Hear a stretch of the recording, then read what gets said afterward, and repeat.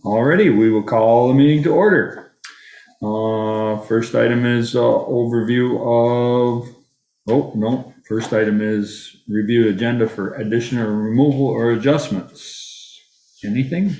I don't know if this requires an agenda item, but we did receive a resignation letter from a police officer, Christopher Major. But perhaps Bruce will address that under Department Roundtable. Okay. All right, overview of Zoom operations and procedures, rules for participation, mute your microphone and wait to be recognized by one of us before speaking. Public forum, opportunity for citizens not on the agenda to briefly share comments or concerns. Anyone on the screen? Didn't see anybody here? Already, onward. Department head roundtable. Bruce, would you like to start? Sure, can I come up? Sure. I don't speak very loud. You can grab a chair.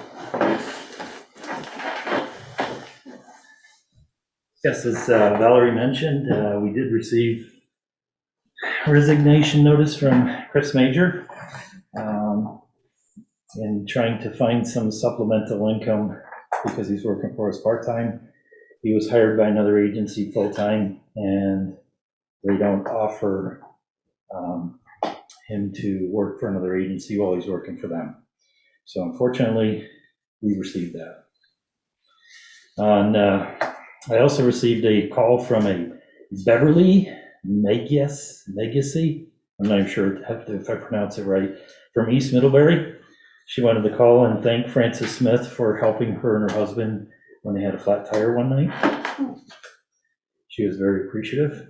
And then I want to thank former treasurer Jen Myers and Josh Turner for the work they did for our COPS grant. The COPS grant was approved. We were one of two in the state of Vermont to receive the COPS grant. Congratulations. So Very good. that's what I've got for updates. That's it? That's it. Well, I think that's enough. Bruce, can you elaborate on the grant? So we received $125,000 to use over a 3-year period for a full-time position. I'm going to sit with Josh and the others and come up with a plan of implementation and how we can help offset the costs with some undesignated funds and bring that to the board. Terrific. That's great. Congratulations. Thank you. Now all you gotta do is find somebody. It's becoming easier. Is it? Yes, Oh, it is. good. That's good news. Yeah, as people are finding that this community really does support their police department, and we're finding it easier to replace positions. That's great. Any other questions for Bruce? Bruce, I called Ian because he's the advisor of police.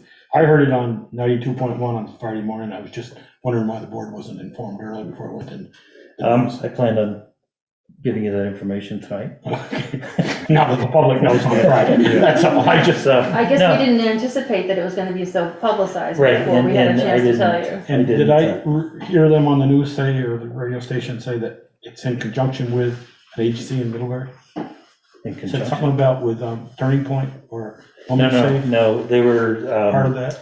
So the part of the COPS grant application, it asks what agencies you work with. And we listed the social service organizations as well as other organizations like Turning Point, Age Well, CSAC, Women's Safe. So that was all part of the application, that those are the agencies we're going to continue to work with and actually work with them more. And he did call me to tell me that we'd been awarded and that they wanted to do an interview, and I told him to knock himself out and do the interview. It was fine by me, so.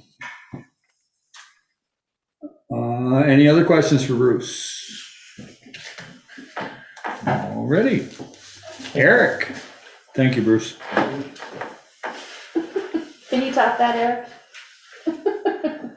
Nope. Anything? Not really. We got the tandem back, so we're back up to full trucks now again. Okay. Thanks for putting the salt barrels out, Eric. Appreciate that. Brett. Saw you were here somewhere. There you are. Yeah, good evening. Couple updates. The first being that on Thursday, December 2nd, the Bristol Fire Department, in collaboration with the Addison County Home Health, we will be hosting an emergency responder booster clinic at the fire station that evening. We have 30 persons who have registered for that clinic. So that's great news, and that's extended the invite to our neighboring fire departments and Bristol PD as well. So we have representatives from all those organizations that will be in attendance. And the only other thing, just to report to the board, been working on, I know it's budget season, so been working on putting together the annual budget for FY 22-23. I've sent many task requests out to officers, having them chase down vendors for numbers. So hopefully I'll have more for you in the coming weeks. And that's all I have, pending any questions from you folks. I wasn't at the last meeting, so maybe you already told everybody, is the 97 pumper gone? Yes.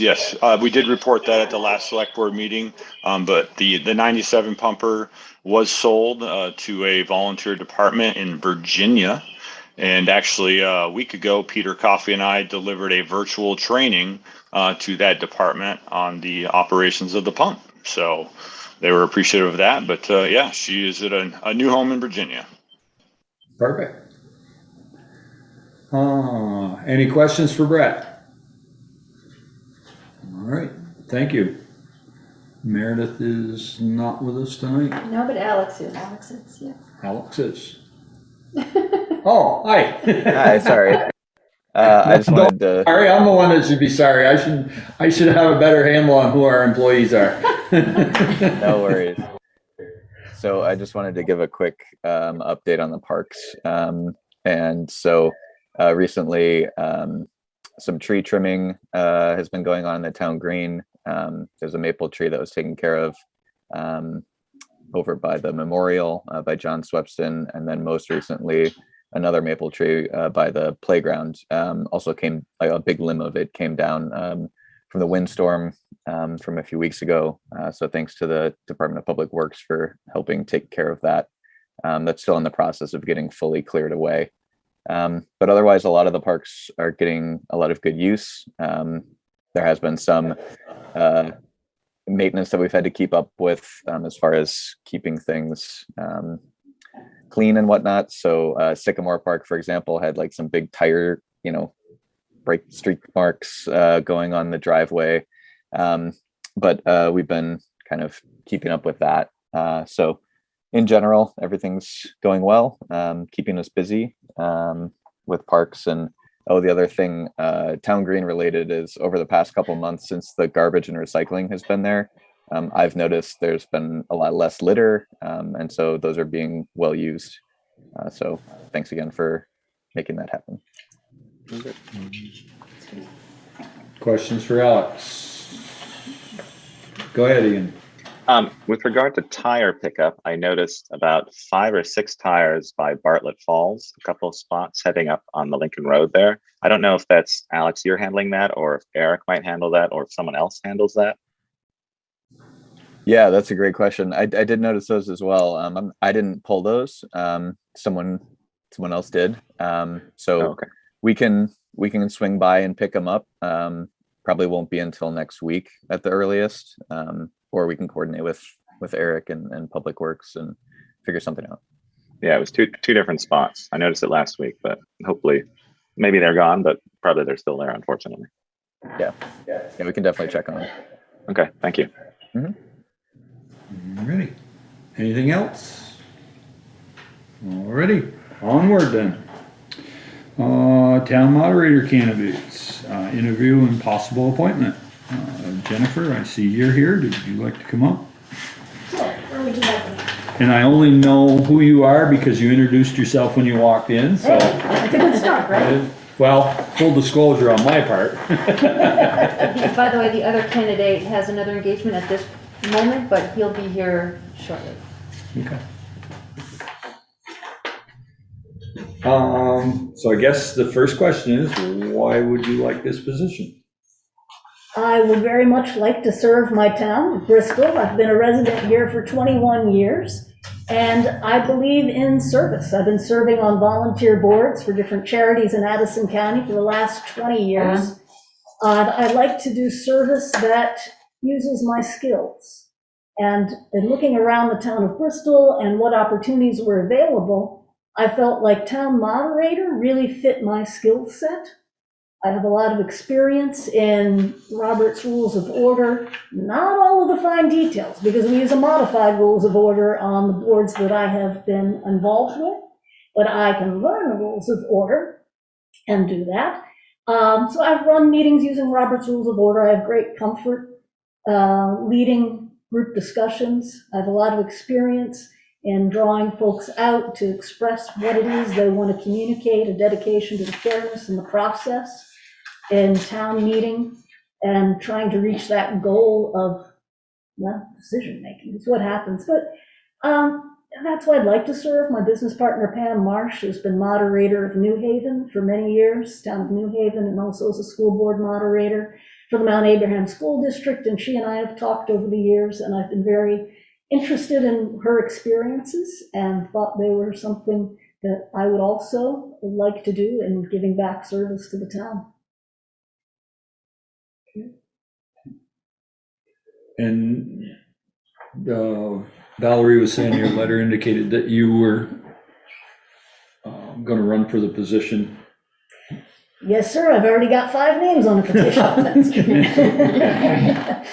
Yeah, actually, I was really surprised last year when I got my ballot. I saw the blank for town moderator, and I was surprised that nobody had run. I wasn't keeping tabs on town politics.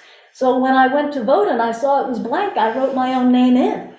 But I didn't have time for a coordinated campaign to get any 2 people to write my name in and get the majority. Well, last year, there wasn't a town meeting. It was the entirely Australian ballot, so there wasn't pressure to fill a seat.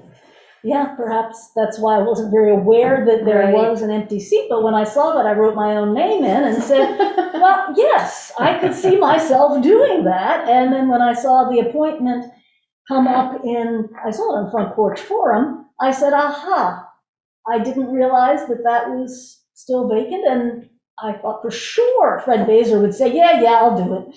No, he couldn't twist his arm, I guess. Well, not from Florida. Oh, That's yeah. that's You the, need a body and a seat. Yeah. That's what you need. So with the body and the seat, I thought, yes, I would very much like to fill that appointment. And also I do intend to run for the position for next year, this year. questions? So I think now I know who you are. I've seen your shingle with Pam on Court Street. Yes, that's me. Don't you live in Broadview Estate somewhere up there? Or no? Close, hard scrabble. Hard Scrabble, yeah. Yeah. Somewhere. Are you Beaker? Yes. Uh-huh. Oh, I'm Beaker. That's You're Beaker. Beaker. No, See, I don't know everybody either. You're through the woods? I'm My through the neighbor through the woods. woods, I'm the okay. one who called you and said, I'm gonna take down a tree or 2. Uh-huh. Would you come on over and take a look, because they're on your property? Gotcha. That's me. Okay. Now I know where you are. Now I'm in trouble. Yeah, well, there you go. I don't even know my neighbors. Not only did I not know who you were when you came in, I don't know my neighbors. I don't know my neighbor, well, I don't know all my neighbors, but I'd rather, and that's one of the reasons I like to do more service for my town of Bristol, where I've lived for 21 years, is I want to get to know my neighbors. And I see town meeting as such a wonderful way to do that. I just looked up there and Fred knows everybody's name and calls on them, and I've been a little jealous of him. To say the truth, I'd like to also be able to recognize people and say, there's Beaker, there's Darla, and know the people in my town. I've been more focused on Middlebury, Addison County Parent-Child Centers, where I've been doing a lot of board work, Maine Vermont Chorus, but a lot of my volunteering has been there. I play in the Bristol Town Band. Yeah. There's a bit of volunteering work. So you're the one that plays the drums over on the backside of the woods in the middle of summer. Not me, that is my other neighbor who's the African drummer. Now, if you hear bagpipes, that's me. That's right. Oh. Wow, that's cool. That's good to know. That'd be an interesting way to start town meeting. I thought about that, Darrell. I was going to inquire if appointed, would anyone object to bagpipes opening the town meeting? Although they can be kind of melancholy, so. That depends on the tune. That's true. It does depend on the tune. Yeah. Don't you want to rev it up or do you want to calm it Right. down? Yeah. It depends on the topic, I guess. So Jennifer, sometimes things can get a little heated at town meeting, and I just wonder if you could speak to your experience in working with a crowd like that and how you might calm the waters. Okay, so in my legal practice, I work primarily in divorce law, child custody, and juvenile protection. So this is an abuse and neglect of kids. These are highly emotionally charged areas. And so I have a lot of experience guiding conversations with people who are at their emotional height in order to bring them back down to a place where they can communicate and because that's not just about courtroom litigation, it's about sitting down in team meetings and having to take people from opposite sides of the viewpoint, whether it be a social service worker who wants to help a child and a parent who also wants to help their child. There is a common goal and two very different viewpoints. And bringing that escalation down so that we can have a civil conversation and then come to some creative solutions, and by the end, hopefully, both sides shake hands and walk away. I find, just there are tricks to that. One of my go-to tricks is often with a person who's escalated, give them opportunity to speak and then repeat back to them what they have just said. I find that often will bring emotions right down because a person just needs to feel heard first and foremost. It also gives an opportunity to have clarity. If I repeat back what I just heard them said and it's not exactly what they meant, then they have an opportunity then to clarify that. I repeat it back to them again, and that often brings down the calmness, bring the person down to a level where they know they've been heard and can move on and have other people enter into the discourse. And also reminding people of rules.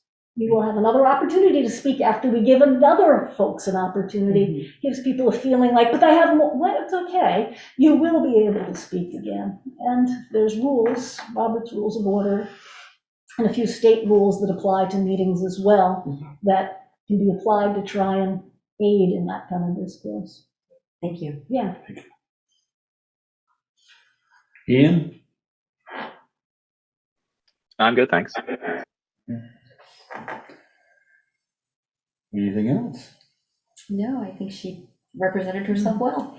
Thank you. Well, I'll toss in their crowds. I'm also the MC of Made in Vermont Chorus. I'm kind of used to talking to a large crowd of people. So I'm comfortable with that, although chorus audiences don't tend to get rowdy. But I'm comfortable with Throw crowds and public instruments. speaking. They don't throw instruments and things like that. No, they don't. I don't think we've had instrument throwing No, at town meeting no. that I can recall, but. They don't even rush the stage. So disappointing. Well, that's probably not a bad thing. Alrighty, so we've got Mr. Russell to interview, and then we'll Thank you. probably Thank you. end up making our decision in the executive session tonight.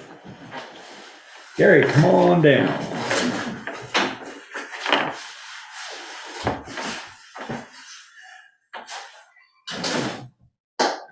I'm Gary Russell, for those of you who don't know me. Good to meet you. Good to see you again. Likewise. Good evening. Good evening. Well, thanks for having me. And First good evening, everyone. First question is, why do you want this position? To be honest, I had seen it advertised. And, with a lot of responsibilities that I have in the town with, coaching and running a youth program, I didn't want to commit to something that I would not be able to give the time to. And Fred Baser had actually suggested it to me, and I thought about it, and I said, well, I really would rather have someone who would commit 100% to it, rather than try to take something on that I wouldn't be able to handle. But since sports season has ended, and Fred had reached out to me again, and he had really made it seem as if this was something that was definitely possible for me to do. And given the contacts that I have in the community, and my different experiences navigating things with the Knights of Columbus and Scouts and so on, I thought, yes, it sounded like something that I could probably do 100% without having any reservations at all. Is it a position that you will be running for in March? Yes. It's a volunteer position, and this is something that somebody has to really want to do and enjoy doing.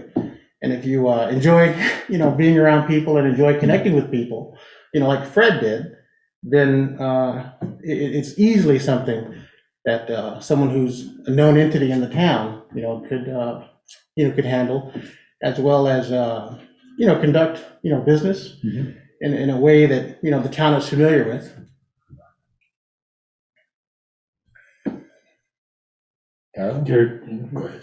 I haven't formulated a question in my brain just yet, so Okay. someone else. Gary, besides being a junior high teacher at South Burlington that I know, any experience with working a crowd, so to speak, or talking to a crowd, and any knowledge of Robert's rules? So, with regard to the first part of your question, I've been a highly regarded teacher in the Mount Abraham School District and a highly regarded coach, and have done that for several years. And even though I've made the transition to South Burlington, there's, a variety. Did you do that on purpose? Yes. There's a variety of situations where I've had to mitigate, crowds and audiences, whether it be on a coaching field, whether it be, refereeing a game, where you have situations where some people are all for you and other people are dead set against you, and you have to find a way to navigate that in a way that is conspicuously impartial, as well as fair, and still able to move things forward in an efficient manner.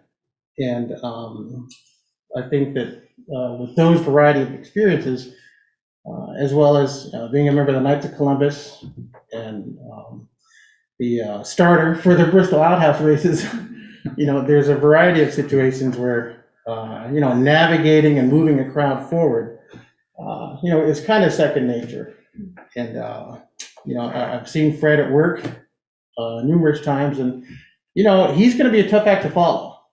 And he was a master, tactician, and it's certainly a treasure to have. And but knowing that Fred would mentor either myself or Aaron, that's good to know. And with regard to the Robert's Rules of Order, I'm open to any training that's available.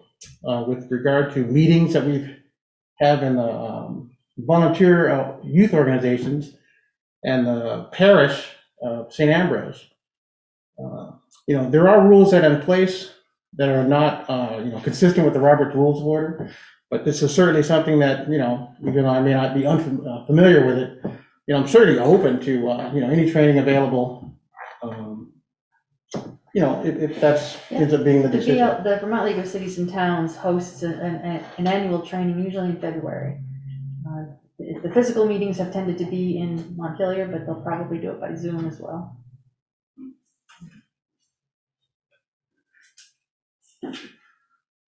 I think I'm good. My one question I came up with was about Robert's Rules of Order, Gary, and you answered that, so thanks. I don't know if Ian had anything. Ian, view.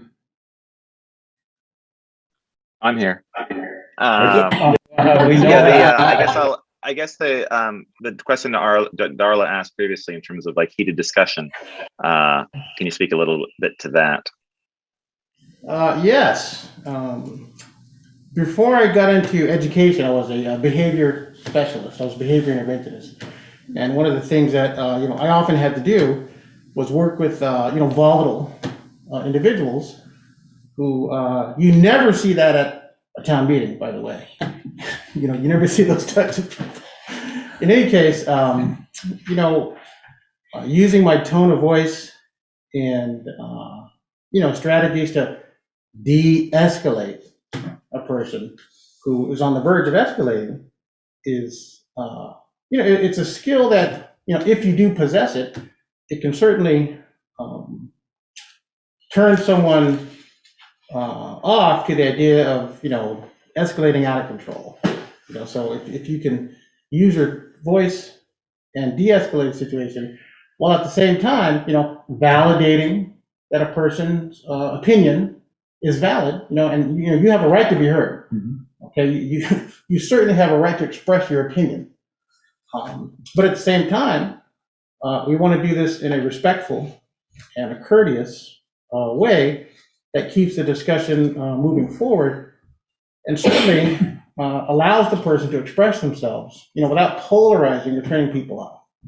I think people are entitled to that, and one of the things about the beauty of the town meeting is that everybody's voice is heard. It's a public forum, so you are allowed to speak, to the issues, and if you get a little passionate or emotional about it, that's not necessarily a bad thing. You're allowed to do that, but certainly you want people to be respectful and respect the process. And I think that with the training that I received as a behavior interventionist, and with the situations that I have had to deal with, whether it be on the football field, or with angry parents, or at the gym full of a raucous crowd, who some of them agree with you, some of them disagree with you, to manage things in such a way where you can keep things moving forward, while at the same time, letting people know that, your opinion matters, we do care about this, but let's try to stay focused on the objective. And hopefully we all can see that. And, if someone is volatile and hostile, they can de-escalate and not get turned off to the process and still want to engage. I think that's the main thing that kind of what you're driving at with your question. You don't want to turn people off and have them walk out saying, oh, well, I'm never going to go to that meeting again. You want them to come back and engage and be part of it. And, the moderator's role is, we don't really make decisions. Our job is to keep the conversation going forward and, make sure people get the opportunity to speak. Anything else? I just have a comment. You also have to work with me because I'll be sitting next to you taking minutes of the town meeting, and you're gonna have to help me with who's talking and whatever, so I'm part of Thank you for this. that, Sharon. I appreciate the comment. And, luckily for me, I've lived in the town long enough to know a lot of people by first name basis. And, obviously, if I don't, they would identify themselves. And Sometimes I do it so fast, you're going like, wait, who are you? So I would encourage myself to talk slower so that you could transcribe. And hope that you could get anywhere between 70 to 100 words a minute, I'm hoping. Sure. I'll go over and do that for 7 years, man. All right, Sister going to do that. Shorthand. She we can still do shorthand. all set? He's talking about shorthand. I know. Go ahead.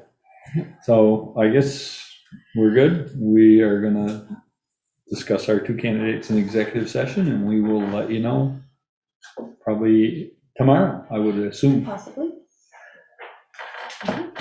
So would you like us to stick around and watch the rest of the meeting? If you want to stick around, you're more than welcome to. Yeah. It's not necessary. It's riveting. Kind of like paint drawing. Well, it's town business, it is fascinating. Yeah. Some days. I'll just be quiet over here. All right. Thanks again, thank you. Yeah, thank you. Everybody. Nice to meet you. Thank you. Thanks. Bye, Jennifer. Thank you. All right. Stormwater infiltration chamber final design project at School Street and Bristol Elementary.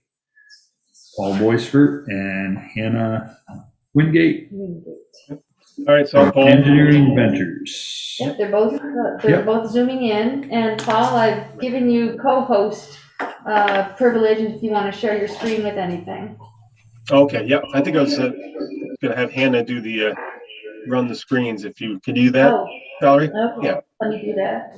Okay. Where did she go? Up in Oh, the- there, yeah. I have to do it this way. I'm hoping we're not going to need the services of the town moderator for this discussion.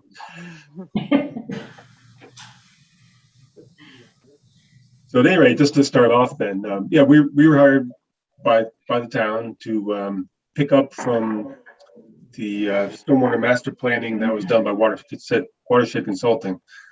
They had some sites indicated for 25% design, 2 at the school, elementary school, and 1 on School Street. Yes. So all these systems were conceptualized as infiltration systems with large plastic chambers, like on that cover sheet. The cover sheet is a system we put in a couple systems in South Burlington for the new library and community center facility that are actually, this is almost the same size chamber. They actually are the same size as what was in the original concept. And there's 2 systems that are actually a little bigger than what you're talking about. But it is kind of nice to see them with people standing next to them to get a little scale for what we're talking about. It ends up taking a lot of volume to really make a difference with some of these stormwater projects.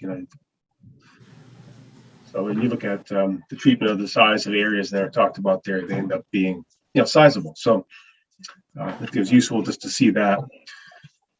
So we had a topographic survey done on these sites and had some geotechnical work done by MW Soils, Randy Rhodes, who had borings done, so we can really verify the condition subsurface.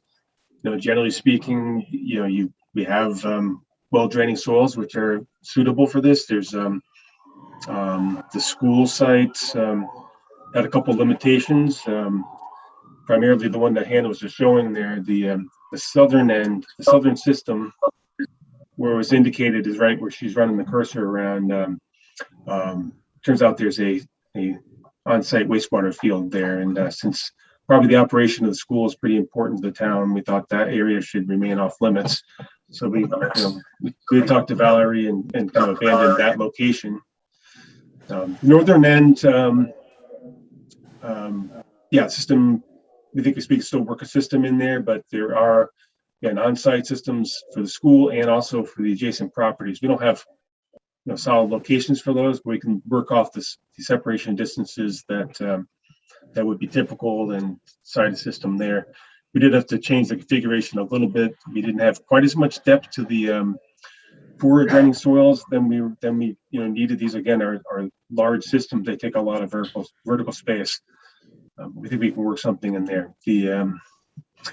Going back to the school street system. School street system, we got layout we built for that.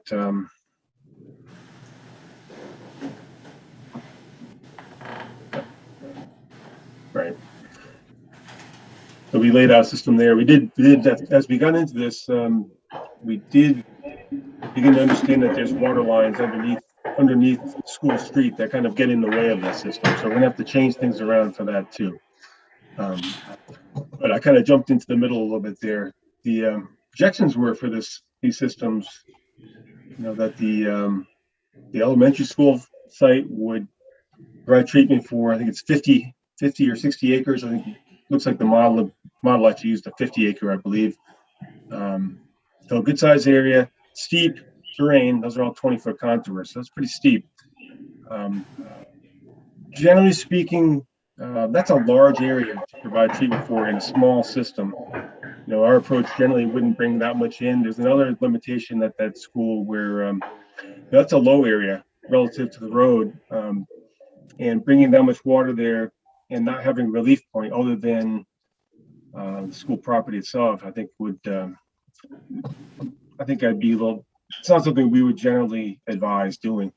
So we would think you would take a smaller area and really focus the treatment on the school parking lot area and the pavements around the parking lot, and then get some benefit also for drainage of the schoolyard area where there's a puddle on the west side of the playground area. But we reconfigured something there. And yeah, so this is the area where this is what we came up with based on that. We were basically doing pre-treatment in 2 concrete tanks, precast concrete tanks. Those are usually pretty easy for maintenance. So for a system like on a school where it's easiest for a facilities person to kind of call, have a septic hauler pump those tanks out when there's sediment buildup in those, and then you could it makes the maintenance easy for that. Then you go to a chamber system, so we could again collect water off that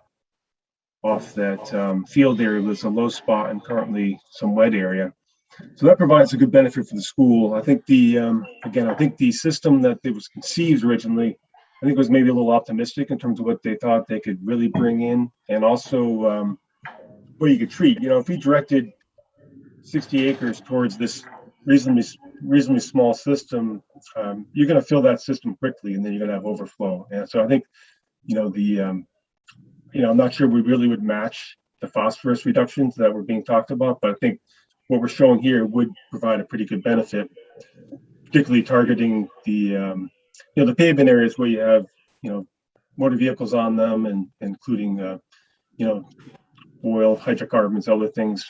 So I think it's probably a good compromise with a system that kind of makes sense and fits the school. Again, you are taking up real estate on the school property, so I think fortunately this is a tight community, and I think it's a conversation that should be had with the school that we're occupying some space within your system. But in this case, by configuring it this way, I think the benefits really are associated with the school as well. So I think makes it a better selling point for the school. It's in the playground. Yeah. So, well, it's. Yeah. Okay, I was just trying to read it. Yeah. So anyway, so this is our 60% design, something that I think we could do for this particular location. Again, the location to the south, we've abandoned because of wastewater systems. I know Alan Muzenga, who's actually on the line, I think has done a redesign for one system at the school. We really want to steer clear of those. I think, we need to protect the wastewater capacity for the school. So I think this is what we're showing here is about the right scale, and something that could fit in there without over promising and over collecting runoff from upslope. I think it'd be hard to manage. The 25% concept did envision a bypass and a line down Mountain Street and Mountain Road.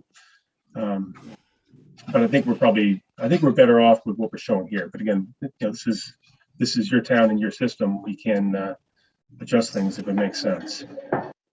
Paul, a question was asked in the chat whether consideration of a rain garden if a rain garden was considered as an option. Well, rain gardens are definitely a possibility. We didn't go that route. The idea was we were taking off from the 25% concept and trying to move forward from that without kind of taking this site apart to a great degree. We do rain gardens. I think you could certainly do that. We do quite a few of them. You do have great soils for that. It's not a bad idea. One of the things that's actually probably a positive in a way of this type of system is you're discharging deeper, and because you have on-site wastewater, what's shown on the plans that you're looking at, those outlines, those sort of rectangular outlines, are really looking at presumptive isolation distances, separation distances from those on-site systems. Those are a little shallower, so if we did this kind of system, we do bring it you discharge deeper, so you're less likely to interfere with those, which I think is one benefit. But you could do a rain garden. You have to configure that. You could do some interesting shapes with that within that area. Also, what was shown in the 25% concept really didn't occupy surface space, and so we're trying to stick with that as well.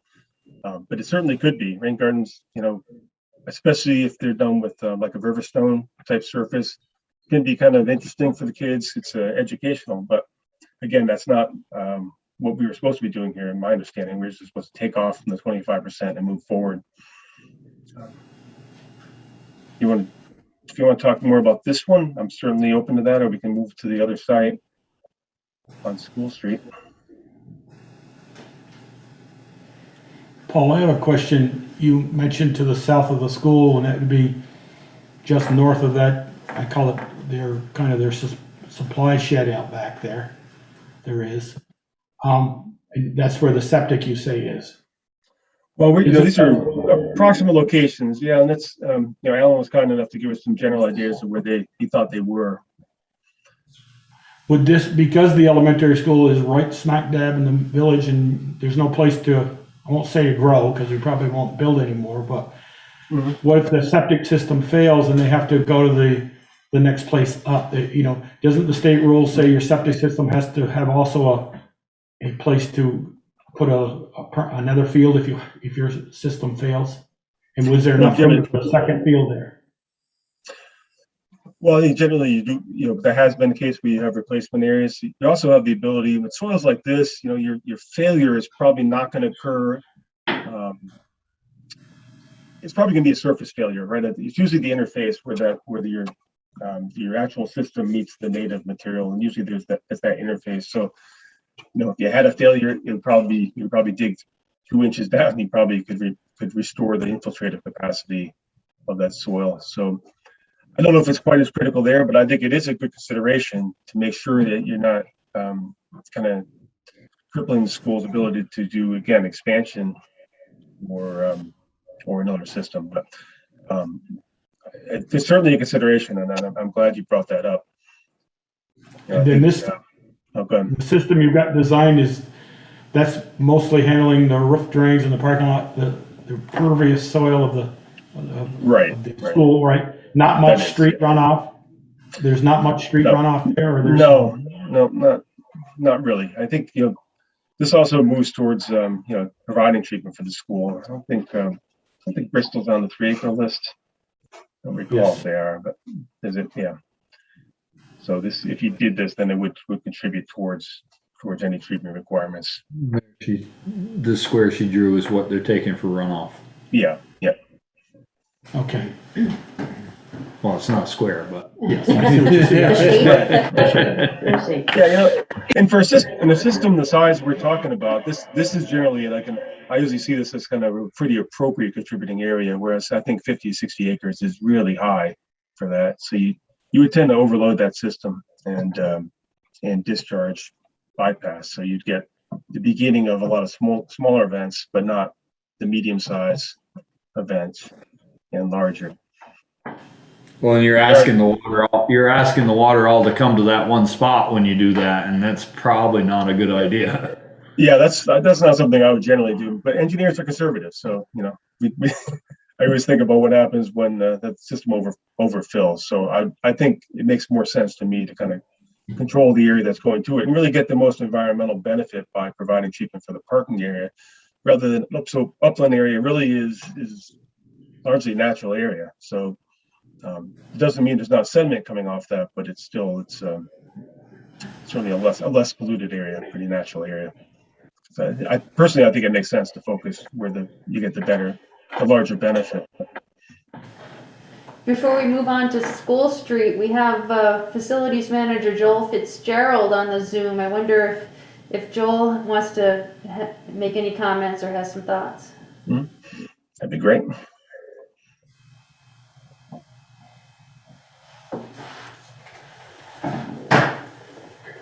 Oh, just passed him.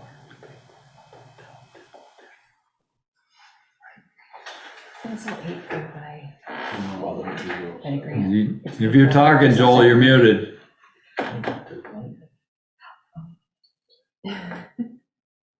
Still muted. We can't hear you. Still muted. There you go. There you go. There I am. I was trying to navigate through what the plans on there. The only thing that we talk about Bristol Schools, it's the largest elementary school in our district. And it's got the smallest playground in the district. And through COVID, we learned that teaching students outside is really beneficial. So the only concerns we've talked about, Patrick, Floyd, and myself, and the principals, is it's about losing playing surface. I love the idea of a rain garden. I just don't know where to put it. It's a great learning tool for students. We just put a pollinating garden in. We're also going to redo the playgrounds because of ADA compliance. And there's talk of another outside structure for an outside classroom. So am I concerned? I am a little bit losing playing surface, but I do know that when we look at that catch basin and water, sometimes it's 3 feet of water at that catch basin. I just paid $1,200 to have it pumped out. That is a safety issue for students as well. And that's a loss of playground space when it's flooded. So, you know, win or lose, hopefully with this whole project, we would actually gain some space if we could keep, you know, the pond out of there. But anything other than that, we don't really have any concerns. It's just about playing surface, you know, and you know, it's no secret that people are talking about closing schools. And if we close 2 schools, you know, that's going to cause, you know, the elementary school to grow in population with students. So those are the conversations we've had. Well, those are good points. And I think we had looked at kind of moving the system more into the parking lot. I think it didn't work quite as well, but that is a possibility. Maybe configuring and make it using some, say, smaller chambers, maybe, so they're not quite as deep and spreading them out a little bit. I think there's a potential to do that, which could address some of that. But we are then pushing water uphill. So I mean, I don't mean pushing it uphill, but I mean we're bucking grade where we're putting it, so we start getting deeper. So it didn't work quite as well. So we had looked at that, bringing it up just under the edge of the parking lot. But I think we did want to address the puddle, because I think I'd heard about that, and you know, again, if schools taking an impact on their space, it'd be nice to get as much benefit as possible for the school with this project. That chamber system, there's nothing above ground, correct? There's a couple of catch basins by those tanks, and that's pretty much it. Yeah, just access covers. So we'd have you'd probably have you'd have the catch basin, and which we could do different things with. You can, I know in a playground, I don't like having iron structures sitting there at the surface, but we could look at other ways to handle that. But then the chambers, yeah, they're subsurface, and they have usually access ports, which probably we could even run those on one end just to keep them a little bit out of the way. And then the tanks, pre-treatment tanks, are again subsurface with access covers that you'd have to be able to get at. And those could be configured a little differently, you know, again, if you wanted to line them up. But you know, the general idea would be something along this line. But it is mostly subsurface, doesn't have a lot of impact, unless you want to try to put playground equipment though, because that would be an impediment to placing playground equipment there.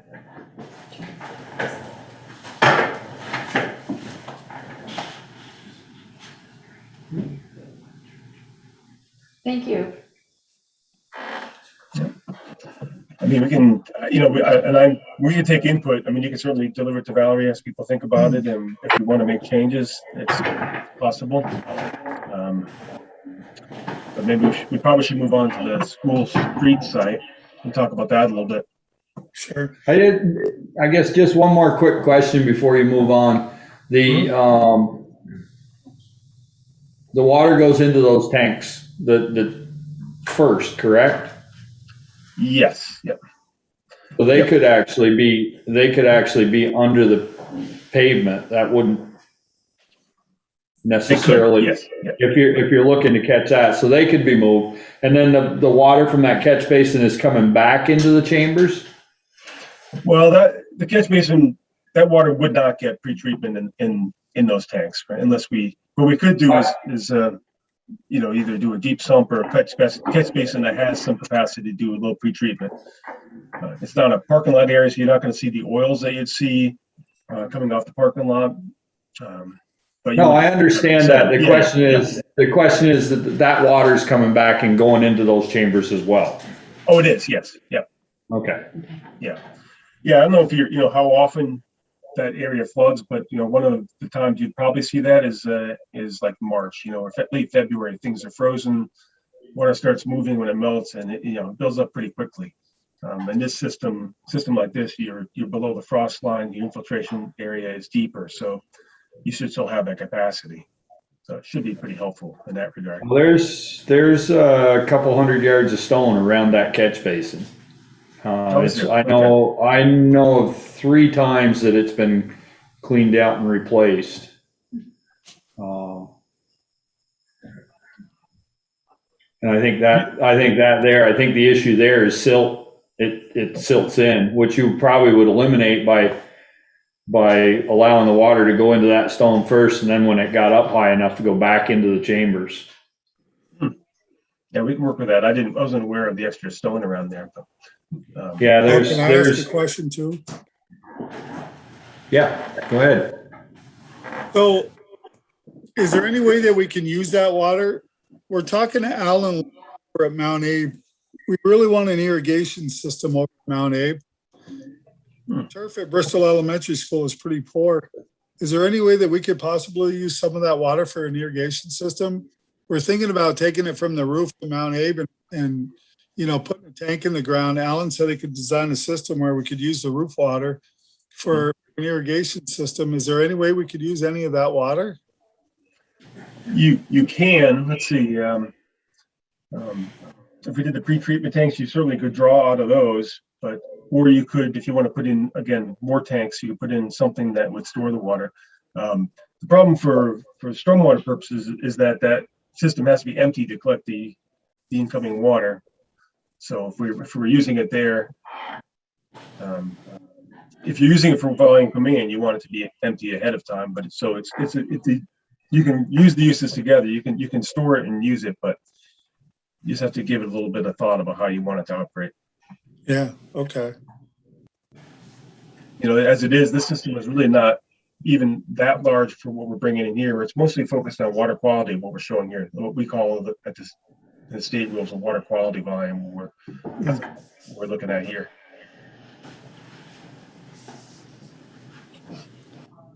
Alrighty, let's move on. Okay.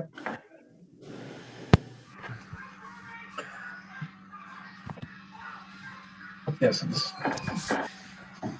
So the school street site, which I imagine you're all familiar with, the 25% plans had it treating 10 acres of impervious area and a 32-acre drainage area. We started off working with that.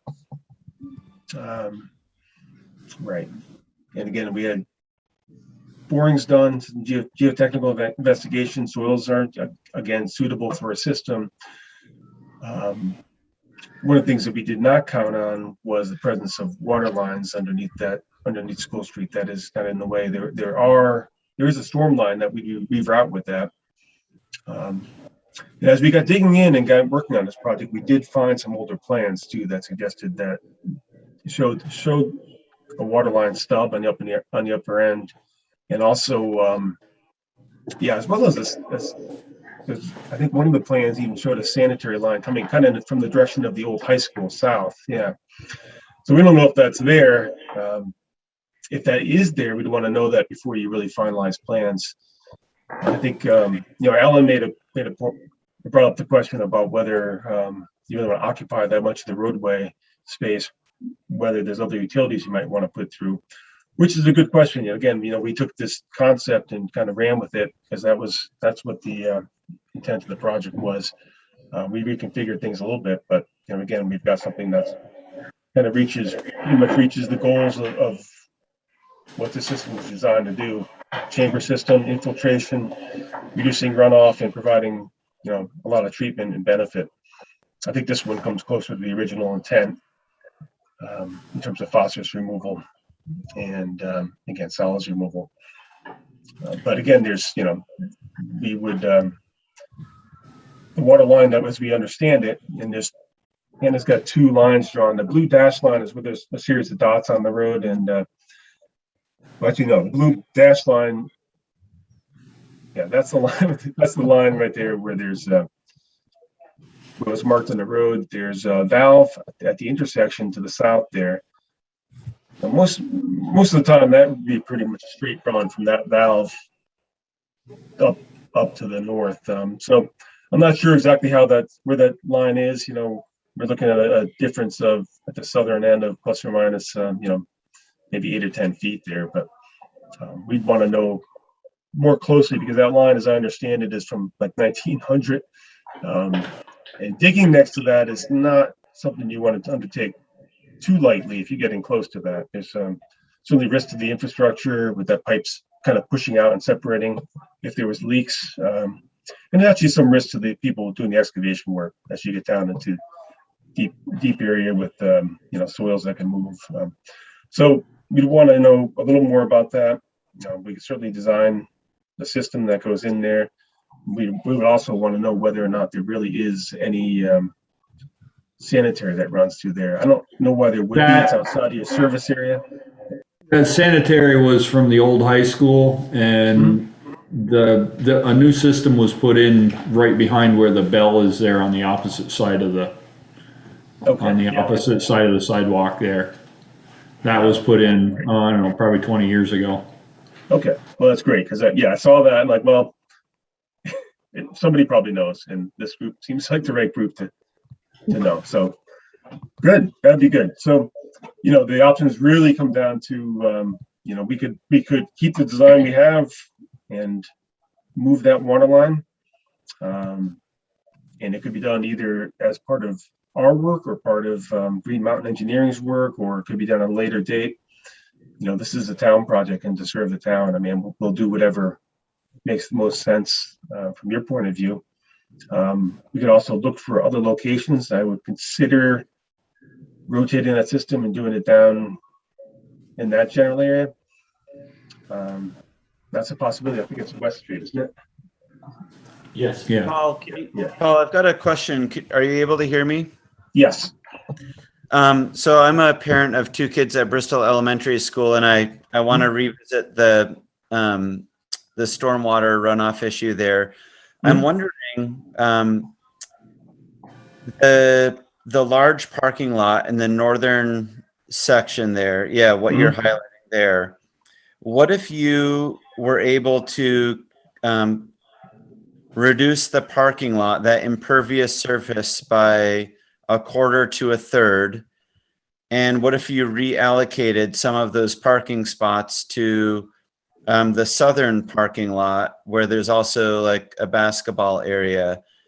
That so much of that water comes down that steep slope on the northern parking lot. And if you reduce some of the impervious surface in the northern parking lot, that would give you a little more space for snow plowing and drainage, rain gardens, that kind of thing. And to me, that seems like a cheaper, less invasive approach to solving some of your stormwater runoff issues. Well, it's certainly a potential. We were kind of tasked to move forward from the prior design, which we were aiming at. If you wanted to change that up, I mean, that'd be a good discussion to have. I don't know whether, is that number of spaces adequate? Is there, is the area we'd be displaced to the south? Is that, would that be workable? I don't know, from a facility standpoint. I mean, from a parent standpoint and from a kid standpoint, my understanding is that the southern end of the playground doesn't get as much activity or play. So if we could remove a few, remove some impervious surface on the northern half, including some parking spots, reallocate that to the southern part, that would improve drainage. You wouldn't lose any parking spots. And it wouldn't, I think it would actually improve the aesthetics of the whole building, the whole site, because that southern spot is kind of tucked away. Just that southern spot is not used as much. Well, that's an interesting idea. I'm certainly not opposed. This is your school, not mine. I mean, if there's a better way to do this, I'm all for it. I don't know if, what the rest of the group thinks about that, if that really has potential. I'd be interested to hear what Joel Fitzgerald thinks about that. That's what I was thinking. And Joel, you and I have spoken extensively. This is Chris Urban. You and I used to work at Harwood together. And I was the one who installed the pollinator garden. Yes. I think there are multiple issues here, but it doesn't seem like rocket science to me. And I think, go ahead. I agree, Chris, on a lot of your points. I do. You start pulling parking spots away. Right now, to staff, there doesn't seem to be enough parking.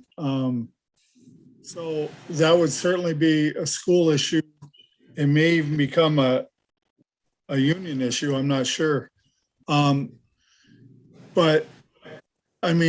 like I said earlier, we love the idea of, gardens, rain gardens, pollinating stuff, because they make learning for students. We love that. Now the southern, there is a septic tank, a septic system over there. And we are doing some work on the 5-6 playground. We need to put an ADA path out there. But you're right, that's that corner, there's a classroom there, and they're talking about another structure because we have found the benefits, of outside teaching. So it's certainly worthy of a conversation. I think there's a lot of benefits to your point. I do. It's just there's a lot of moving. Do we not run into a similar issue by moving the parking down there? We create more impervious soil down there that's gonna have the same oils and runoff that we're trying to alleviate on the other end? Well, the main difference is that you don't have a steep slope on that southern end. So the water's not gonna be running down, pounding the playground with the same kind of velocity. I've oftentimes thought it wouldn't it be to be able to shuttle people in and get rid of half of our parking lots. I thought about getting rid of some of the parking lot at the high school. If our schools are half full, how can we have the parking lots that we had when our schools were full and can't get people to budge? Even looking at Bristol, Bristol is half full of what it used to be. It used to have 459 kids, and now it's got half the kids, and we still have the same amount of cars. I don't know how to make that equation. The other thing, Joel, would be to consider if we moved some of the parking to the southern end, only using gravel instead of an impervious surface. I'm Moncton's school is gravel, and the principal is screaming to get it paved, and the parents are. And it's, to me, my facility is academic based, and if that's what the school's board supports and the people of the town support, I'm all for it. I would listen, and I will certainly do what people ask me to do. But I just don't know. That area, like you say, is not used that much, and we have that facility shed right in the middle of everything. That basically is a storage shed, and we could have moved that back to the fence, or put it in a different spot. But then you have the septic tank over there, which and then you have the basketball court. So but I would be open to any conversation or any discussion, and I'm sure Patrick would too. Thank you all for these conversations. I've got to bounce. I wanted to participate in the road safety, traffic safety stuff, but I've got to put kids to bed. Have a good night. Thanks, Chris. Thank you. Yeah. Thanks, Chris. Thanks. I would say, I think I'd be a little cautious with the gravel surface. I think it's hard to keep the gravel a good mix that is both stable and also, stays clean without clogging up. So, there are products you can use for those, but generally they're not good for heavy use. And if that's a daily use, they're not as durable. So I know generally schools, you're always limited on maintenance budgets, so we try not to add to that unless there's a good reason.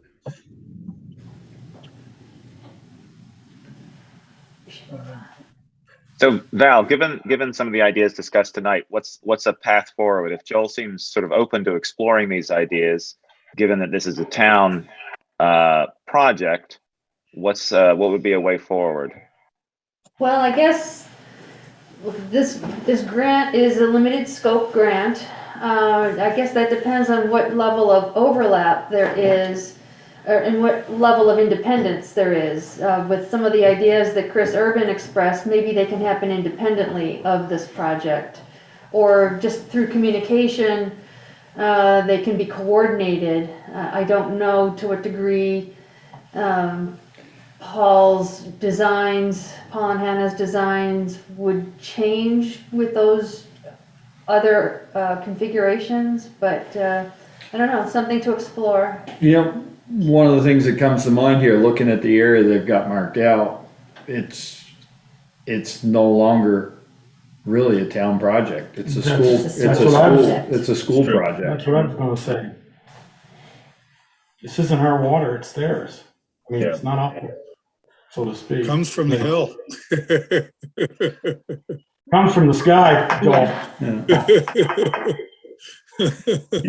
No, that's basically the water that they're looking to treat is in that colored square there, and that's none of the water off of the. Yeah, there you go. Extend it out into the road so they get some of our. Thank you, Hannah. Well, that is a good point. You can also look at it the other direction. From if you don't have any of that area, you're primarily taking the roads. You're asking the school to absorb a lot of impact, and again, the restrictions that go with that from a town project. So, I think Bristol seems a lot more cooperative than some of our localities are between school and city, but in town. But just a consideration. No, something has to be done, and there's a lot of moving pieces, and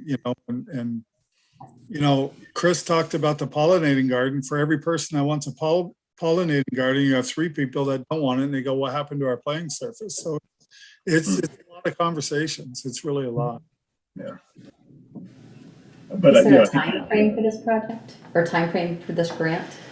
So Darla asked if there's a time frame for this grant. This grant is just for design, and it's to complete 100% final designs of a system at the elementary school and on School Street. What happens after that is up to the school and the town of Bristol. There have been a lot of funding sources for construction, and I expect there will continue to be.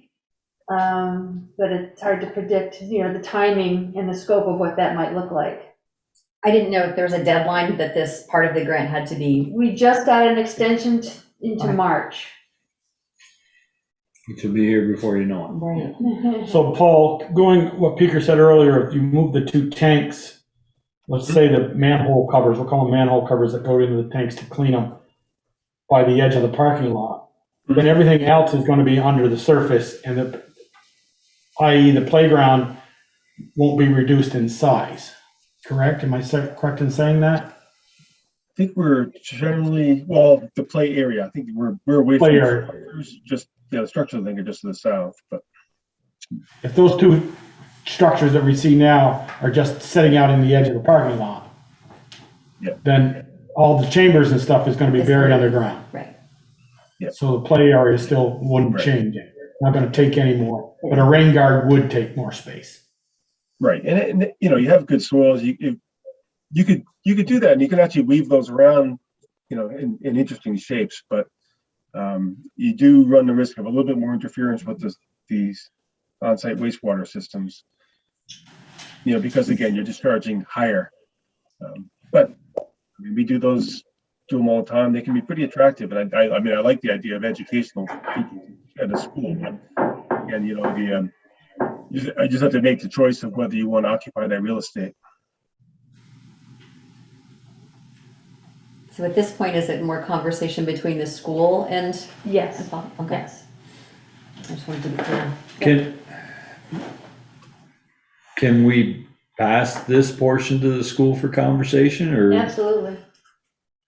Because I think here, we can sit here and say, we'd like this all day long, and it's Joel and his crew that are gonna decide what actually happens there. Right.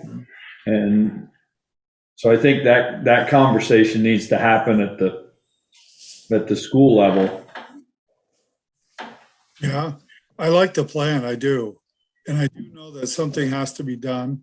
And, you know, stuff, you know, I like the idea, what I heard earlier, that, you know, the other ideas, the changes could come through a different, you know, once the plan is in place, you know, see what you have, and then, you know, make some changes after, like you can add a garden anywhere, or you know, and in looking at it, we might even lose 2 rows of swings that need to be upgraded anyway, you know, place those back on a back fence somewhere or something. And so I think there's a lot of pluses to this whole plan.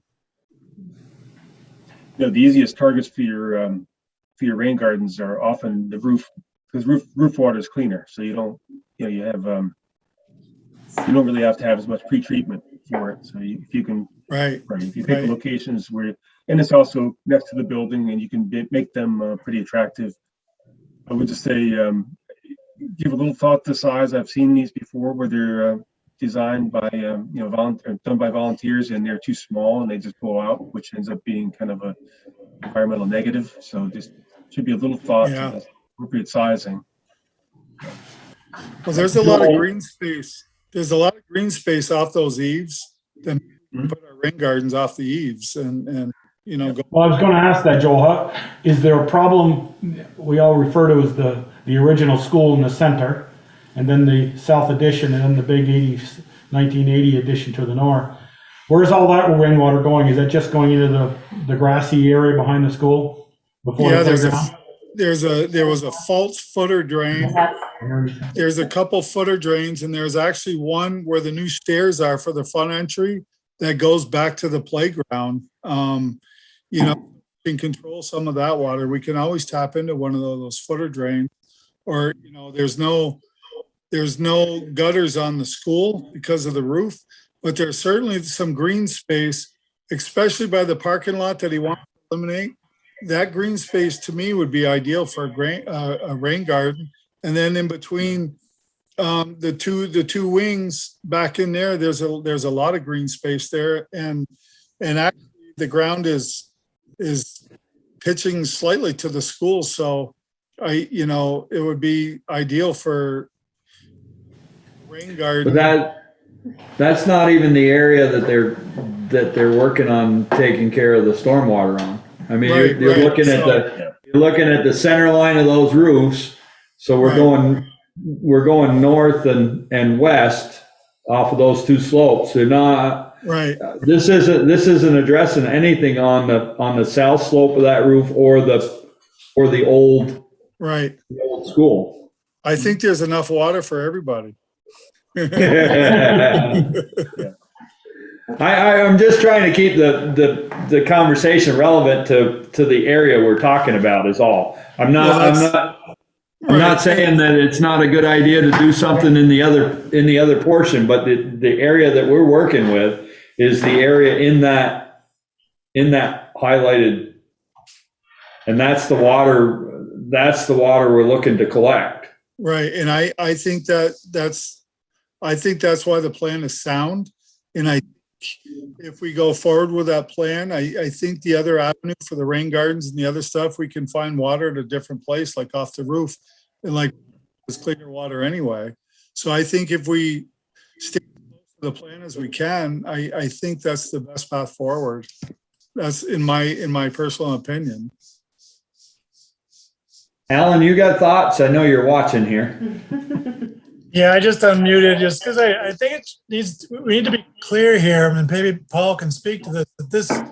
My understanding of this project, it's a water quality project, not a flood control project. So I think that needs to be clear and clearly stated that this isn't going to take care of a flood situation or a heavy rain downpour. Well, maybe you can add to that. Yeah, I mean, the system as its size and as it has been sized is really, there's limits, right? Because we could do everything you want if we had enough volume. But what we're showing here is what we think we could fit, and pretty similar to what originally was conceived. You really, yeah, like a water quality storm and maybe a little more than that. We used the modeling, or basically did our own revised model, because again, I didn't feel comfortable bringing 50 to 60 acres into this system. Right. So yeah, it's still limited. So you still will overtop the system, but again, at least in this case, we're not bringing more water in that overloads it. So it'd be an improvement, but it will not solve everything. Yeah, and I guess my 2 cents on the parking lot, or relocating parking spaces to the southern end of the school, having been there, that's more of your service entrance. It won't be accessible while school buses are there. So it's very limited in terms of its access. It's narrow entry. And you've got dumpsters, septic tanks, and leach fields not too far away. So I don't think you're going to be able to relocate too many spaces. But that's without putting a pencil in paper. Right. Yep. Good points. Yeah, so we took a shot at revising this to where it seemed to make the most sense. Again, relative to what the project is supposed to be. And I think it does certainly leave you the opportunity to do other things, and particularly with the roof runoff, where it can be done a little more easily with less pretreatment and maybe more spread out and even more accessible to the kids. Yeah, I gotta believe the goal here is to take care of that contaminated water coming off the parking lot, is what I'm hearing you say. Pollutants, yeah. That's always my preference, to target the areas that are the dirtiest. Right. Yeah. Okay. So I think from here it's a school decision. I hate to punt, but I'm gonna. Well, they have to be involved, right? Yeah. Yeah, I mean, it's not, we can say, yes, go ahead, the design's great. But it's up to Design it and then take it to the school, and they said, we don't want anything to do with this. So I think that we've kind of got the cart ahead of the horse right at the moment. Yeah. Well, we entered this, I don't know exactly how much conversation there was between the parties coming in, because there was a concept presented, we were supposed to move forward, but again, you do want to make sure that the school agrees with this and that it works for them. So. Right. Okay. All right, so back to School Street. Okay. And we'll see if there are any more questions there. Well, when this was brought to my attention last week or so, the issue there was, but there were 3 chambers clustered. They were definitely going into the road and impacting the water line. Right. But it looks as though you've come up with a 2-lane option that doesn't go quite so close to the water line. Right. That was the alternate we came up with, which pushes it away from that, but it's it's still a little close to that line. And again, if it's really as old as Alan thinks it is, we just need to be careful with that. There's again, not only is there some risk of having, because if you had any kind of leak on there and you have soils that are non-cohesive, like sandy soils, the leak would start pushing the soil pretty quickly, and you just have to be careful, both for the safety of the line itself and then the people working next. But this system where we're shown here is about as far as we thought we could push it without getting into the, looks like a series of gardens that were probably and also the trees. So yeah. And Paul, that area that we're collecting for is just the back of Park Street and School Street, correct? It's No, not, it's Church Street. It's, well, Church Street has its own drain. no, that comes down, Church Street drain comes down through there and ties into that system.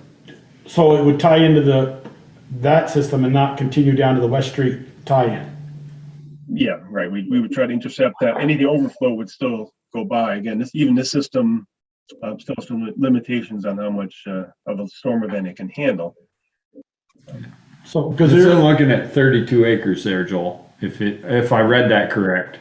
Yeah. So you're gonna collect, because, Eric, correct me if I'm wrong, or Alan, or Ian Peaker, it starts at Pleasant Street, it comes through the backyards to Church Street, and then it comes down to West Street.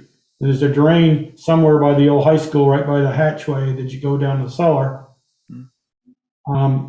at the high school. Yeah. And so all that water is gonna go into those Yeah, infiltration. 32.12 acres. So you're all the way to Maple, almost up to So when that starts Pond. bubbling out of the ground, is that gonna go?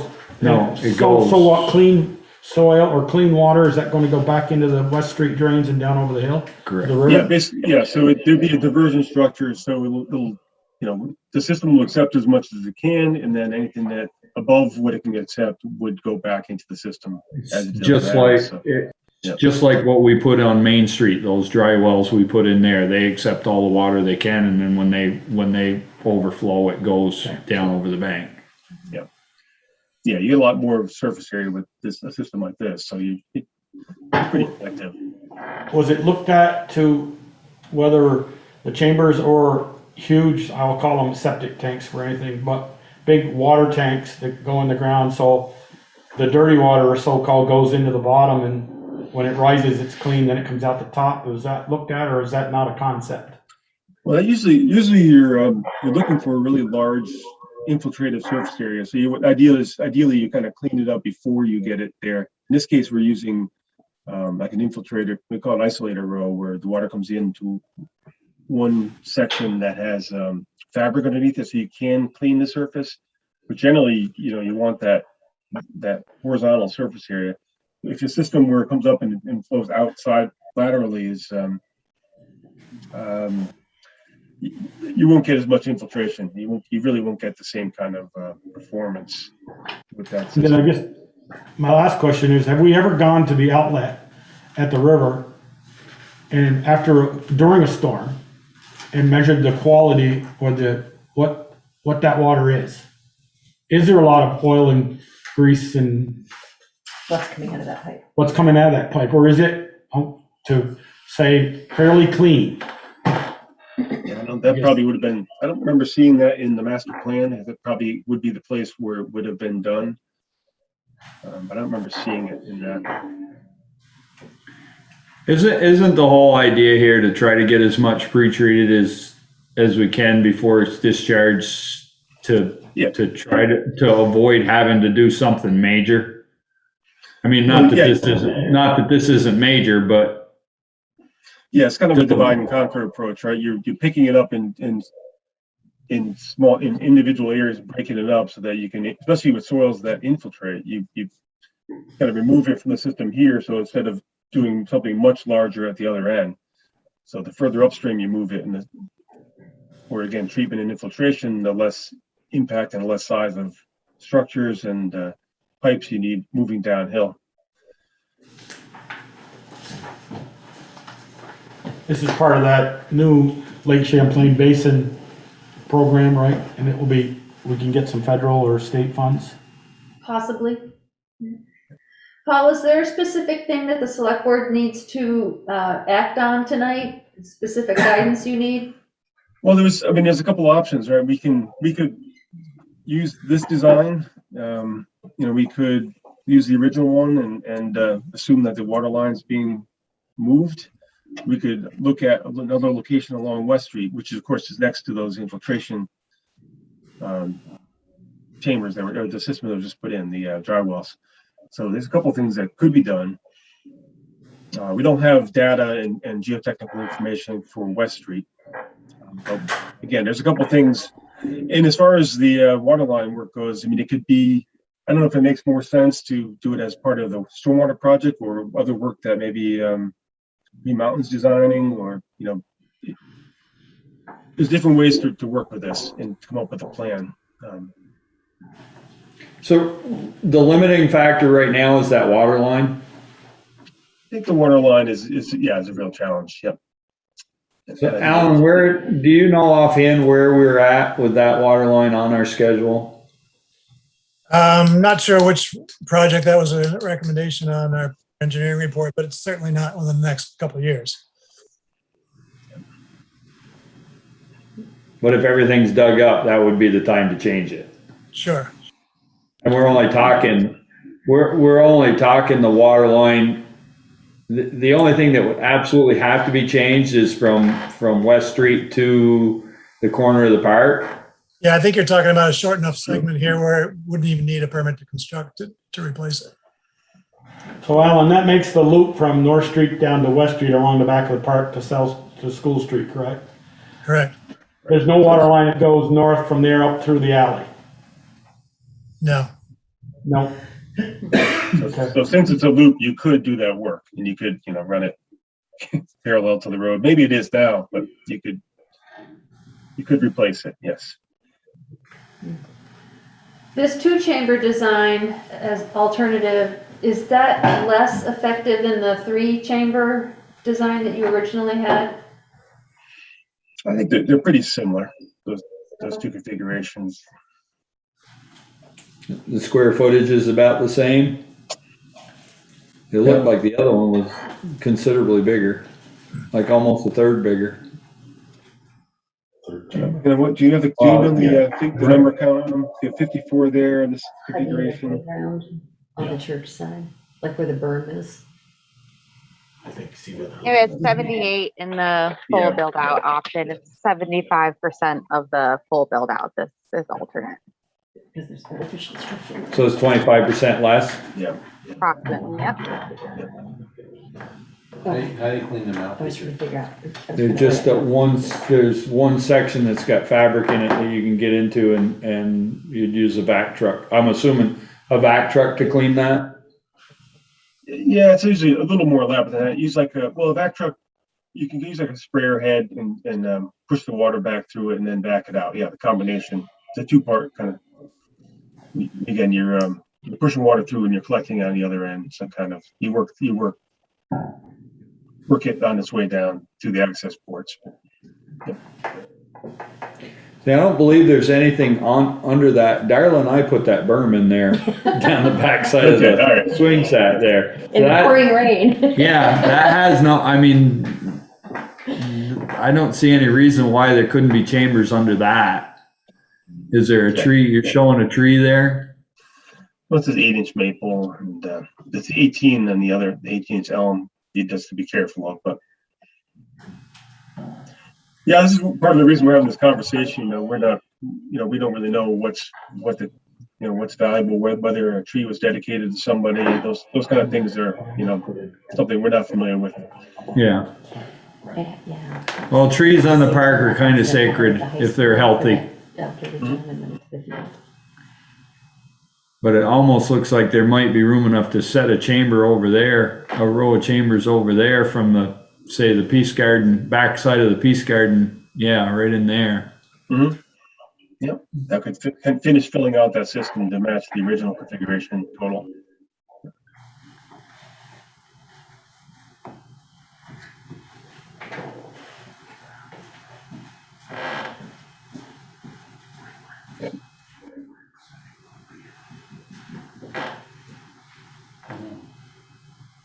We probably have to shorten it up to avoid the elm, but yeah, and they do connect via the stones, so you don't really have to have any piping between them, and you can move the configuration around. So, yep.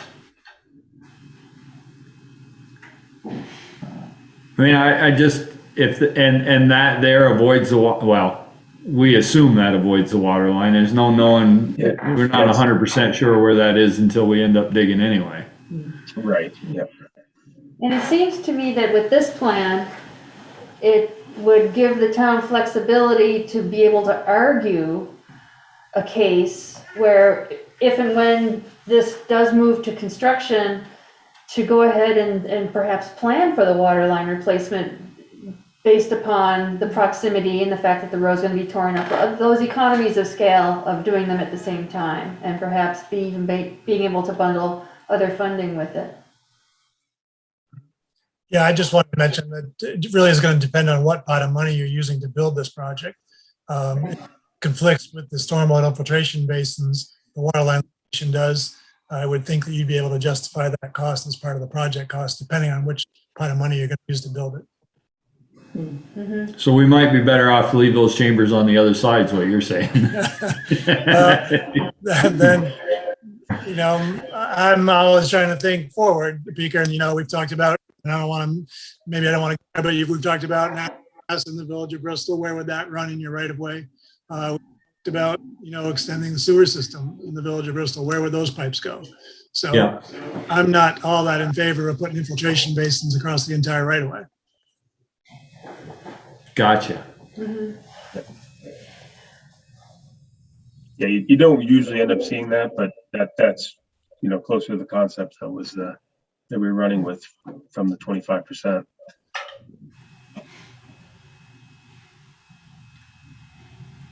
Yeah, I don't know what that, probably not in our lifetime, Alan, but eventually there is gonna have to be something done with sewer within the constraints of the old village.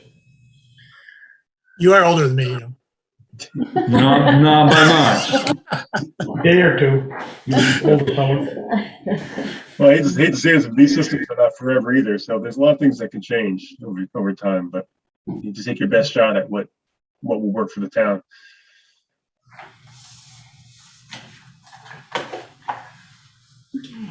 Yeah, I think if we don't have to give, you know, if we're not giving up the right of way and we've got room to shove that over there, that berm can be built back. It's nothing sacred about that. We just put it in there as a way to try to keep vehicles from getting up to the playground area. Okay. That was the intent of that, correct? Yeah. All right, so it sounds like we would like to kind of move in the direction we're looking at right here with the magenta line. Maybe make sure we avoid the drip line of the elm tree. Yeah. Okay. Sounds And then good. what do you, okay, and then as far as the water line goes, we mark it as a likely water line location, and does it become part of the project, changing a water line, or it'd be extension beyond what we're doing right now, but I guess acknowledging it in your report as a potential impact, that might give us additional leverage if we do want to try to bundle it and get additional funding. okay. Good, sounds like a plan. Thank you. All right, we go over my 30 minutes. I sure blew that one. Well, it always happens when you involve a lot of different entities, it ends up taking longer than what you anticipate. All right. Well, thank you, Paul and Hannah. Thank you. Thank you. Well, thank you. Have a good evening. Yep. Alrighty, onward. Bristol Elementary School construction project update. Joel. Okay, so I'm on your water system, that we're already thinking is that, you know, the president's just gave a lot of money away for infrastructure. So maybe the time the dust settles, you'll have money for your new water line. So maybe you can work it in. So I'll be really brief, because we did run over. And so for the front of the school, we're down the stretch. I left on Thursday and they were forming one last pour of concrete. So hopefully that's down. Randy Sargent's doing our new rails. So the new rails are being made right now by Sargent's Welding. We're waiting for lights to arrive. The lights, first initially part of the project, and then we didn't think we were gonna have enough money, and then Floyd said we gotta have lights, so we had to put the light towers in, and that held us up a little bit. So we do have the light towers in. The light poles are ordered. And the lead time was about 10 weeks, about 5 weeks ago. So we're almost there with the lights.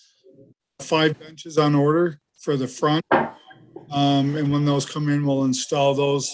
Those are going to be right by the front steps. There's a widening of the concrete just below, south of the steps in front of the school, and that's where the benches are going to be located.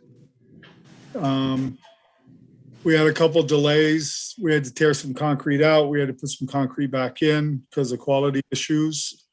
And when we did that, they broke a piece of conduit that was replaced, so that conduit had to be repaired. So that's up and running. They patched the road the other day. Haven't seen the complete job. And per the town, that will be sealed before winter comes. I'm going to be home next week, so make sure that happens hopefully before snow flies. So we did have to move the stairs away from the school a little bit. We swung them 5 feet, which made our curb cut 5 feet shorter, but our curb cut is still 35 feet. Instead of the 40 feet that it was originally supposed to be. And the 35 feet will cover the 2 handicap parking spots that were in front of the school, and that will be back where they were originally. We're going to do the plantings in the spring. There's a couple trees that they're going to put on the back side of the walkway. That'll be done in the spring. We just signed up and approved. There's a canopy that's supposed to go over the front doors. It's a wood structure. They're going to begin that process over Christmas break. We feel that can be done in the winter. The only thing we won't be able to do is there's some veneer that goes on those towers, and we'll have to do that in the spring. So the canopy is going to be a timber frame with a raised metal seam roof that matches the school. And 2 other separate projects. There's an overhang off from one back of the wings that one of the trucks hit on the south side. That's going to be reinstalled.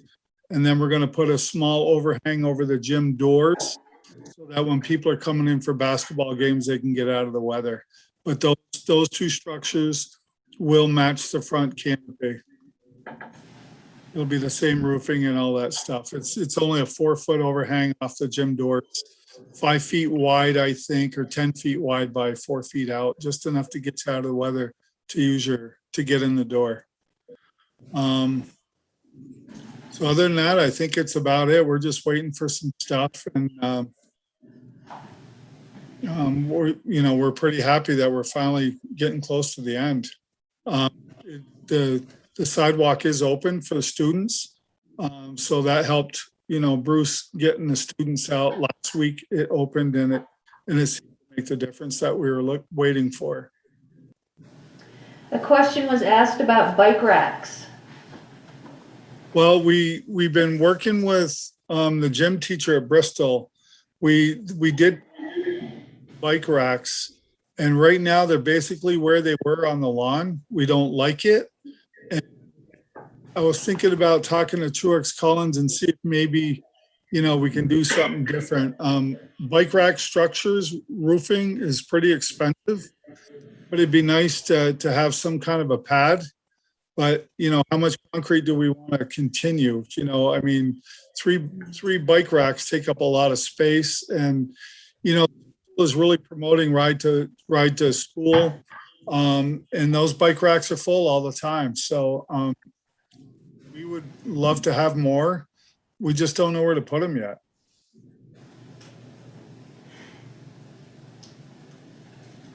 Any other questions for Joel? Ready. Thank you for sticking around and sitting in on everything. Okay. And, I was sitting here thinking earlier, if you folks ever want us to come and update on what we're doing at Mount Abe and Bristol, don't don't hesitate to ask us. There's always a lot of stuff going on. And if it would be helpful, we'd love to jump on whenever you guys would ask us to.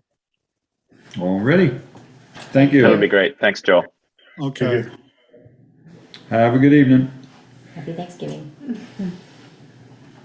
Pine Street waterline replacement, preliminary design review, update from Green Mountain Engineering. Alan, you're up.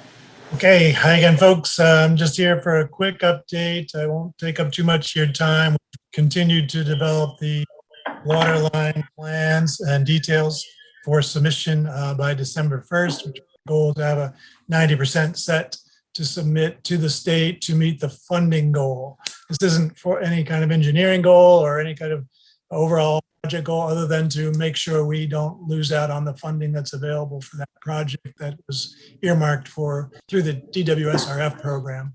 The other item that they wanted by December 1st is the environmental information document. This is a formal document the state requires for every project that they're going to fund. That covers everything from wetlands to archaeology, historic sites, any other environmental endangered species. And I'm hoping not too many of those under the pavement on Pine Street, but we've got to at least submit the paperwork that says they're not there. And what our source for coming to that conclusion so that the state can give us what they call a categorical exclusion. So that's our goal, to have that completed by middle towards the end of next week and submitted to the state with the waterline design plans. And that's going pretty well. The other issue with Pine Street that we've talked about in the past is stormwater and stormwater control. I took the liberty of speaking with the property owner that has a fairly large parking lot on Pine Street.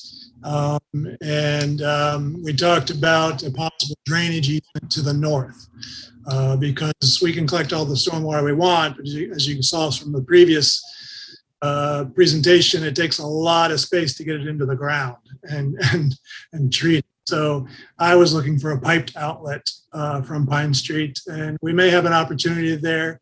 He's amenable to providing a stormwater easement on the east side of the parking lot along Pine Street. Kevin Harper, Bristol Works. So we discussed that as a possibility, and I've started to lay out the storm drainage piping that could do that, accomplish that. And I'm thinking that we could pipe from both directions, from basically not all the way up to North Street, but at least east of Jackman Drive. We would pick up some of that storm drainage, bring it down to basically Maple Street and cross there and have a pipe discharge to the north. We'd also be able to bring water from Munsell along the Bristol Works property to the east and tie into that same discharge point. Makes a lot of sense in that location because it gets us beyond the Jackman's infrastructure, so to speak. It avoids the old tank fill location, which we anticipate would have some contaminated soils in it, and get to a point where we have a discharge that will actually go to the old railroad bed and then flow over that to the north. So that's my latest idea on storm drainage. It's not facing the same sort of deadline of December 1st. Really, they're looking for the water line related information.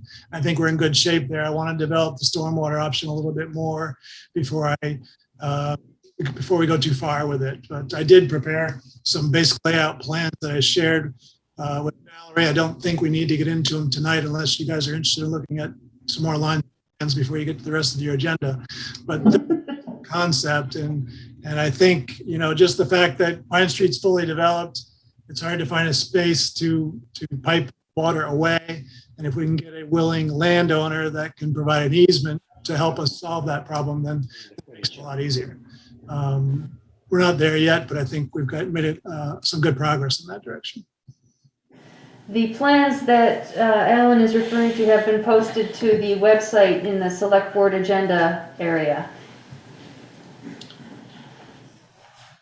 it's challenging to put a stormwater system into an existing developed area. So some of the catch basin locations and piping locations are there because they're at existing intersections, they're avoiding telephone poles, that kind of thing. The basic concept is to collect it on both sides of the street. Again, from the street down to Maple and from Munsell over to Maple and discharge it to the north.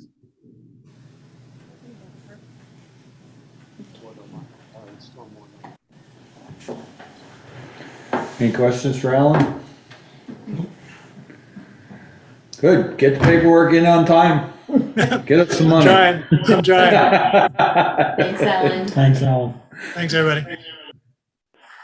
Somebody's batteries on that. It's plugged in. Yeah. Apparently it doesn't like working this hard. Huh, that's so weird. Alrighty, onward. Village Walk Bike Road Safety Proposal. Jessica. Yes, that's me. I had my COVID booster earlier today, so I'm starting to feel a little bit bad, but I think I can maintain my energy for a little bit longer, especially because so many of the volunteers who worked on this are still here on the call. So if they're putting in the effort, so can I. So what we are is we're basically a group of residents. I think that the members of the select board and a lot of people in the audience will remember that over the last couple of years, there have been a number of complaints, some on Front Porch Forum, some were collected through a petition, but all of these were really focused on trying to have safer roads in Bristol. And so what we did is a group of us started meeting in July. We went through all of the materials that people had shared about what their concerns were. We also looked at the research on traffic calming as a way to slow traffic down. And then we also talked with the bike safety group who previously spoke with the select board. They did a walk bike safety audit, is I think what it was called. And so these are all of the different people that we talked to come up with the proposal that we're presenting to you tonight. So here are the different committee members, and I want to say thank you to all of these committee members. It was amazing to see how willing people were to share their time and expertise. They made this really easy.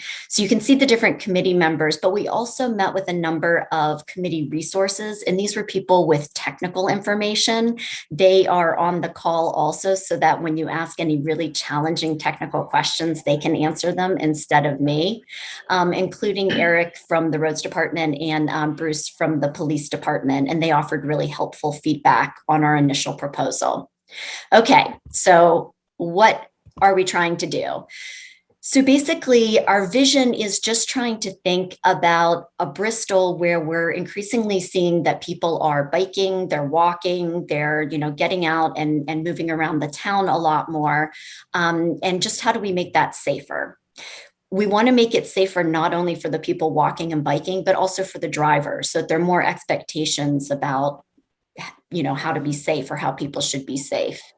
We also want to encourage people to feel safe so that they walk around the town. We think that this is really important for civic interaction, right? Meeting all of your neighbors and people in your community. This is also good for economic health. So as people are out and walking around, they're more likely to shop in more than one store and create that sort of vibrant community feel. So these are all the reasons that we think that this is really important.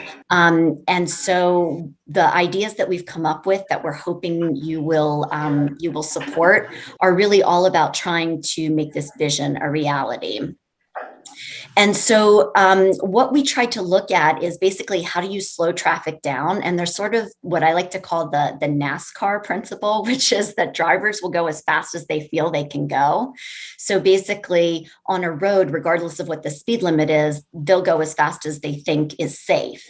And so what most of the research told us is that you really need to do three things together in order to slow traffic down. So limiting the speed is important, and we can do that. that, but we also need to try to create some measures that are basically visual cues to signal to drivers that they need to drive a little more slowly.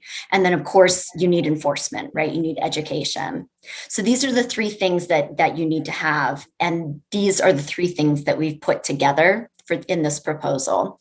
And so I'll talk about each one of these in just a second, but basically our ask, or what we're hoping that you'll do, is first of all, add money to the roads budget for installing these bike lanes that I'll talk about in a minute, some raised crosswalks, and also installing more of these flashing beacons.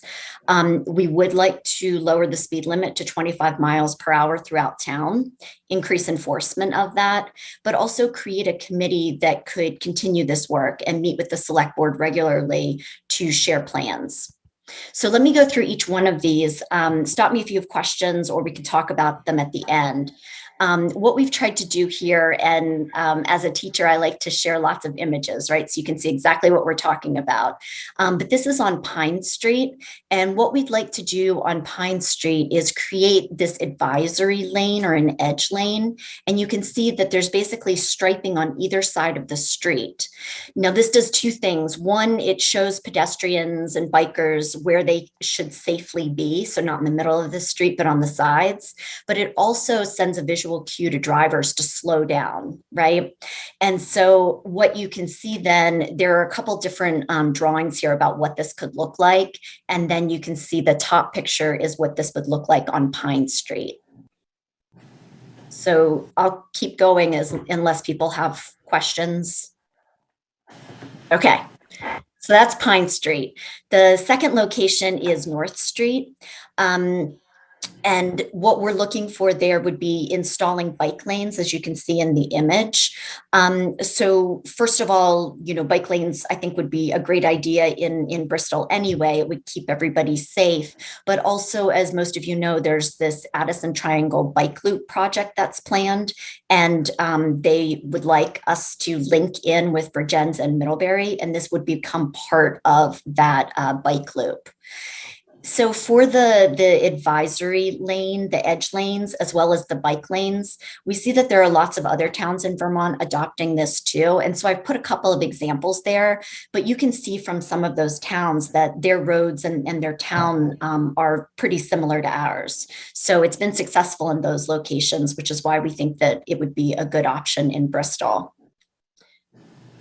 Everybody still with me? Okay. It's hard when you're not there in person. So the cost estimates that we see for doing the advisory lanes and the bike lanes, for both streets, it looks like it would be just slightly over $8,000. This is mostly the cost of the paint.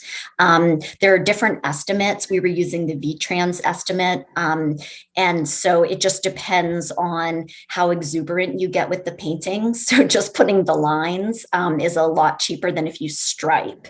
So this is the most that it should cost. And then for your maintenance budget, you just need to budget for the cost of the restriping. So that's the first element we have. The second is more about this traffic calming. So trying to create these visual cues to slow traffic down so that when people see that the speed limit's 25, they don't try to go faster than that because they can see that the road conditions don't warrant it. So the other way that we'd like to do this is with speed tables or raised crosswalks. You can see a couple of pictures here, but basically what you're looking at is sort of this long raised hump, and the crosswalk is painted on top of it. So these we think are better for Vermont because these allow for plowing. So they don't have to be removed in the winter. You just plow right over them. The only maintenance cost is really the restriping or the paints like we saw with the other option. What we'd like to suggest is that they be put into place in 3 locations. This is as traffic starts to enter town. And this is also where the speed limit is going to drop down to 25. So the idea would be that as cars slow down to get over this hump, there also won't be an incentive to then speed up, right? Because the speed limit's 25. So this would have that traffic calming effect, or at least we hope it would. So these are the 3 locations. One is the new crosswalk that's supposed to go in front of the fire station over toward the high school. The other's the North Street crosswalk by Pine, and then the East Street crosswalk by Mountain. One concern that we had in the committee was just if the crosswalk might need to be shifted a little bit, just because people noted that as you're coming out of town, you're sort of going around a turn towards that crosswalk. So we just wanted to note that.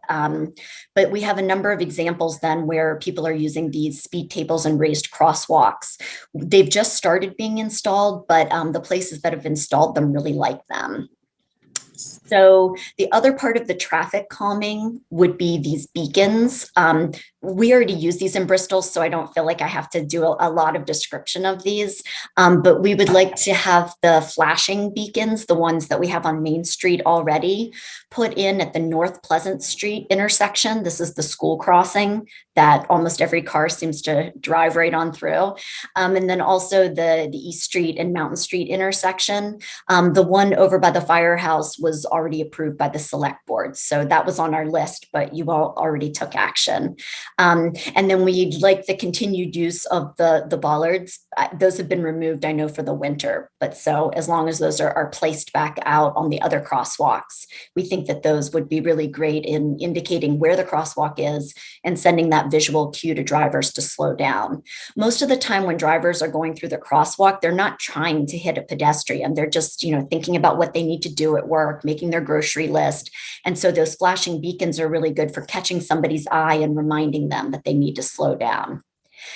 And the cost estimates, the flashing beacons are the most expensive, as you all already know, because you budgeted for these already. But they also are usually funded through the VTrans grants. The speed humps or raised crosswalks are inexpensive.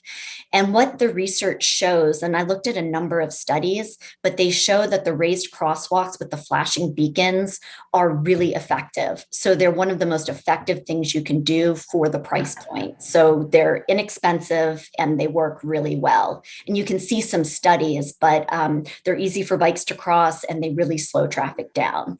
So we thought that these were really important suggestions. The speed reduction part, this is pretty easy. You guys have talked about this in select board meetings already a lot.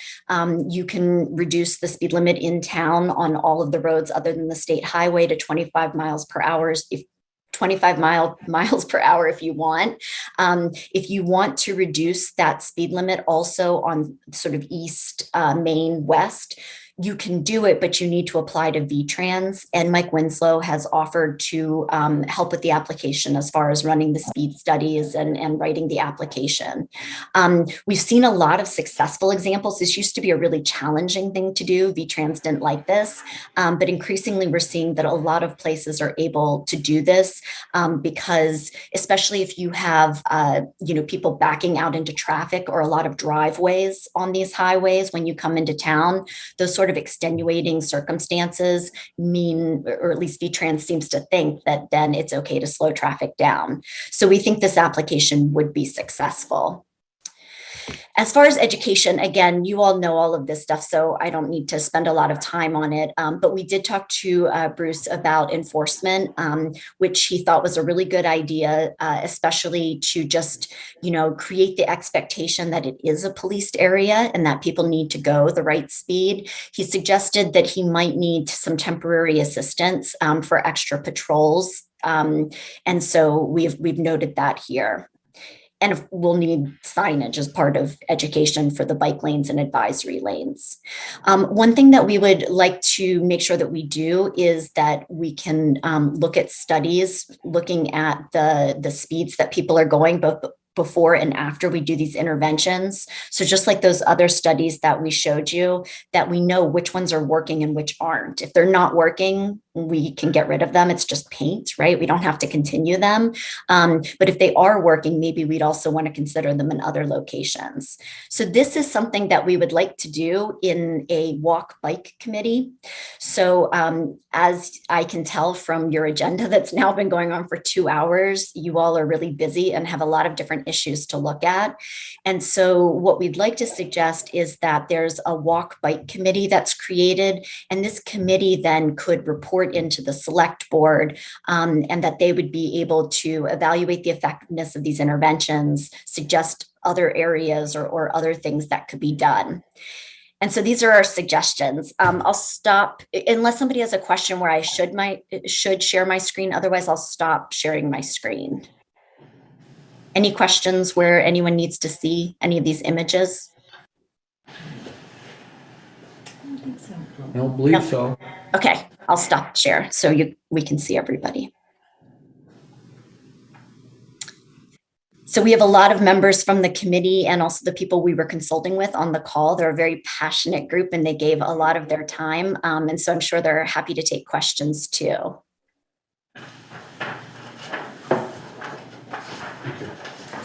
Yes. Have we had a sudden influx of pedestrian accidents or bike accidents that caused this situation to arise? I don't know. So Bruce did say that there had been a number of accidents. It doesn't look like he's still on the call. I can report what he told us in the meeting with us where he went over the proposal. He thought that most of the ideas sounded good. As you know, anything that increases safety, he's a big proponent of. He noted that there were a lot of close calls. So when we asked him if there were specific problem areas where there were actual accidents, he noted that there were a few, but also just a lot of close calls. So these are incidents where people weren't actually hit, but it was really, really close. And I think a lot of the stories, Richard's on the call too, but when he sent out his petition, I know that a lot of stories were shared with him as well as with the other members of the committee about really close calls. So I think we've been really lucky in that we haven't had a child or a biker or a dog killed, which is fantastic, of course, but I hope that it doesn't take that for us to act. I think that we all recognize from the number of residents who've signed the petitions and, said things on Front Porch Forum or sent you individual messages that this is something that people are really concerned about. So it would be great if we could take action before there's an accident. Jessica, back to your, on Pine Street, as you know, I live over there, and you had a solid line and then you had a dotted line. So there's no one walking and you met two cars, you could go over those dotted lines with a car, and both people could. Absolutely. I have to admit, the 35 years I've been over there, I see a lot of walkers. Yeah, and they're just sort of all over, right? You have to navigate. Yeah, my parents always taught me stay out of the road, don't walk in the road, so, but there's no sidewalk. But I don't see a lot of bikers. I really don't see a lot of bikes. Kids even going to Mount Abe or to high school, I don't see a lot of that. They come down my street. They come down here. Munsell. They go down West Pleasant. Yeah. So one of the things I'd like to see from a board eventually is, we have studied a sidewalk on Pine Street, and I think that's going to be a dream someday, but at least finish the sidewalk structure to the streets that go to connect to Pine Street. Taylor Avenue, Maple has one past the old folks home, or the old folks home goes to there. And then there's none on Munsell Avenue, and there's none from the high school horse rink going north to the corner of Liberty and Pine. If we had those four done, I think you wouldn't be walking, so to speak, if you came up Liberty Street and walked to the end. If you wanted to go down Munsell, you would only walk maybe a couple, 300 feet. I measured it tonight, looked at it. While you were out in the road, and then you could go back down Munsell or then come back up Maple if you wanted to and go back up Taylor. My thought is sidewalks are great, and we would definitely like to see more of them.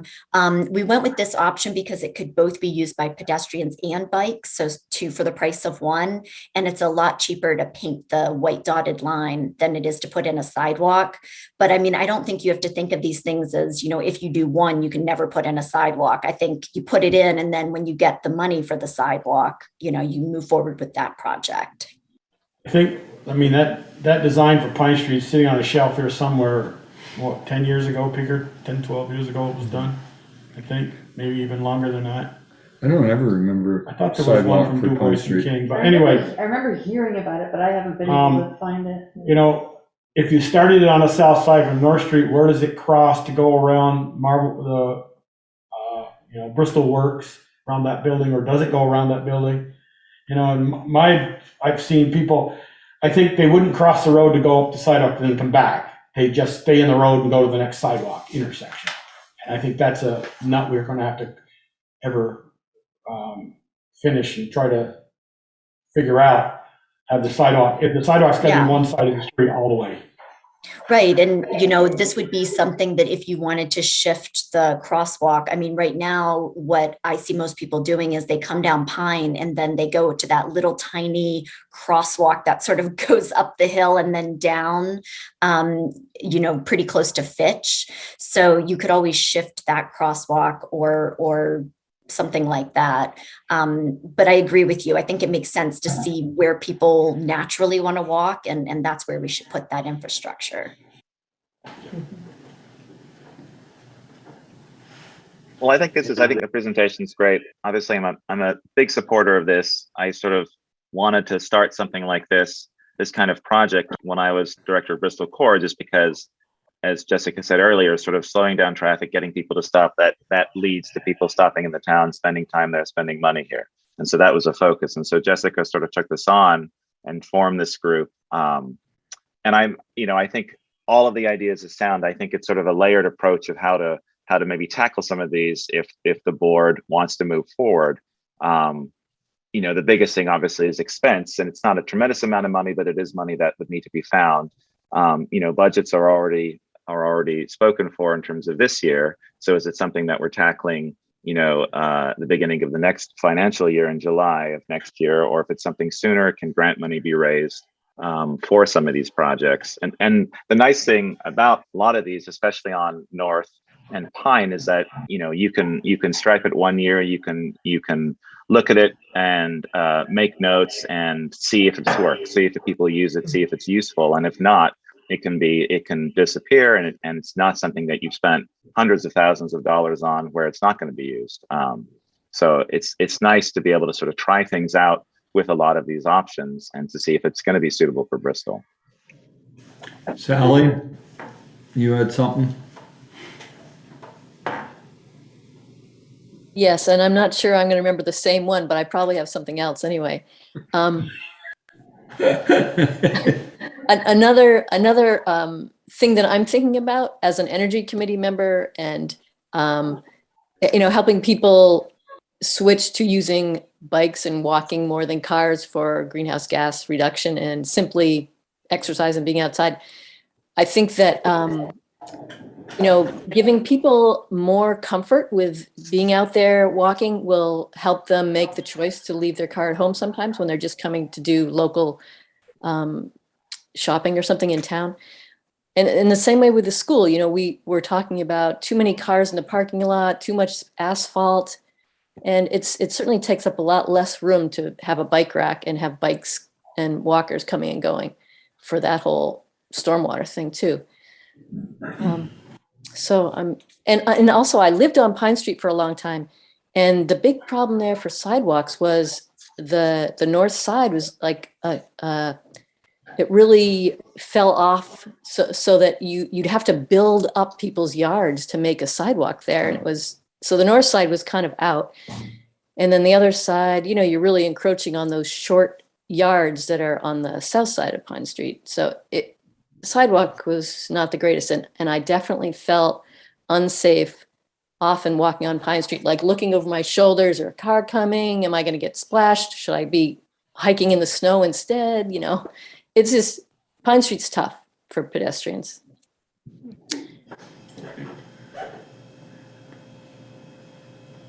Linda has her hand up. After them two are done, I got something to say. Who'd I miss? There's Two Linda up in the and right. Richard. Oh, okay, I see the hands up. Linda? Yes, I'm wondering if some of this could be paid for by the new ARPA funds that are coming, because it talks about increasing tourism and helping out the businesses that have been affected by COVID. So I think that might be a good source of money. Richard? We'll add it to the list. Thank you. I think I was going to suggest ARPA funds as well. But also, I just wanted to really add support to this proposal that I think Jessica has done a really masterful job. As one living on East Street, we have certainly seen in the 10 years we've been here a strong increase in both traffic and traffic speeds, particularly at around between 4 and 5 o'clock in the afternoon, when people are heading for home. And so I think any kind of calming would be really useful. Also, since we've lived here, there are a lot more children on East Street that are walking along on both sides and using the sidewalks and the crosswalks. And so I think it really would be great to have these calming strips or calming walks and the flashing lights to call attention. We see constantly when we're sitting on our front porch, close calls or sometimes pretty rude behavior, and I think these things need to be addressed. Jessica, did you reach out to the state to see if those raised crosswalks should be put on Main Street, West Street, East Street? We didn't see anything in the regulations that said that they couldn't be. And we looked at a number of places that had put them on their main streets. So it seems that they are appropriate. I don't know if Mike or Jonathan know more about it than I do, but I didn't see any prohibition about putting them on the main street. Yeah, I only ask because it's our street until we want to do something with it, and then they tell us what we can and can't do. They do offer, they have a pretty large grants program where they are looking, what was it called? It was like the walkable roads or something like that. I don't have the name for it, but anyway, they have a VTrans grant program. They give away about $3 million annually, and it's for things like this. So for the flashing beacons, raised crosswalks, those sorts of things. And they were all in their guide. So they seem supportive. They're funding it at least. They seem to be on Route 7 in Middlebury, the raised walks, that new construction. So I think it's been done. Herb? Yeah, thanks for recognizing me. I wanted to thank Jessica for her work. I was in touch with Ian maybe a year ago about the same issue, and there was the ideas of these committee groups forming to address this issue. I live on the northeast corner of Spring and North Street, and the last couple of months I had asked Bruce, the police chief, to check the speed, and he had posted one of the speed carts there out in front of my house, because what I notice is a lot of vehicles with excessive speed, and we're home a lot, and we watch the school kids and the bikers and the people walking their dogs all the time, and there are lots of close calls. Just the other day, maybe a couple of days ago, there was a couple of bikers that were almost taken out by a truck that didn't slow down. So for me, the recognition of the walkers and the bikers, and especially the speed mostly, I think that's my biggest concern in this town is speed, because even though there's the speed sign way outside of the village area, even before you get to Plank Road, I notice that people and even big trucks move in and out of town at a pace that seems pretty uncomfortable to me. And there's often people waiting to cross, and kids and other folks trying to cross the street there that do have close calls and have to wait, and watching those folks navigate that intersection on a daily basis, and seeing folks coming and going out of town, and often people are leaving town from the supermarket area at a pretty good clip.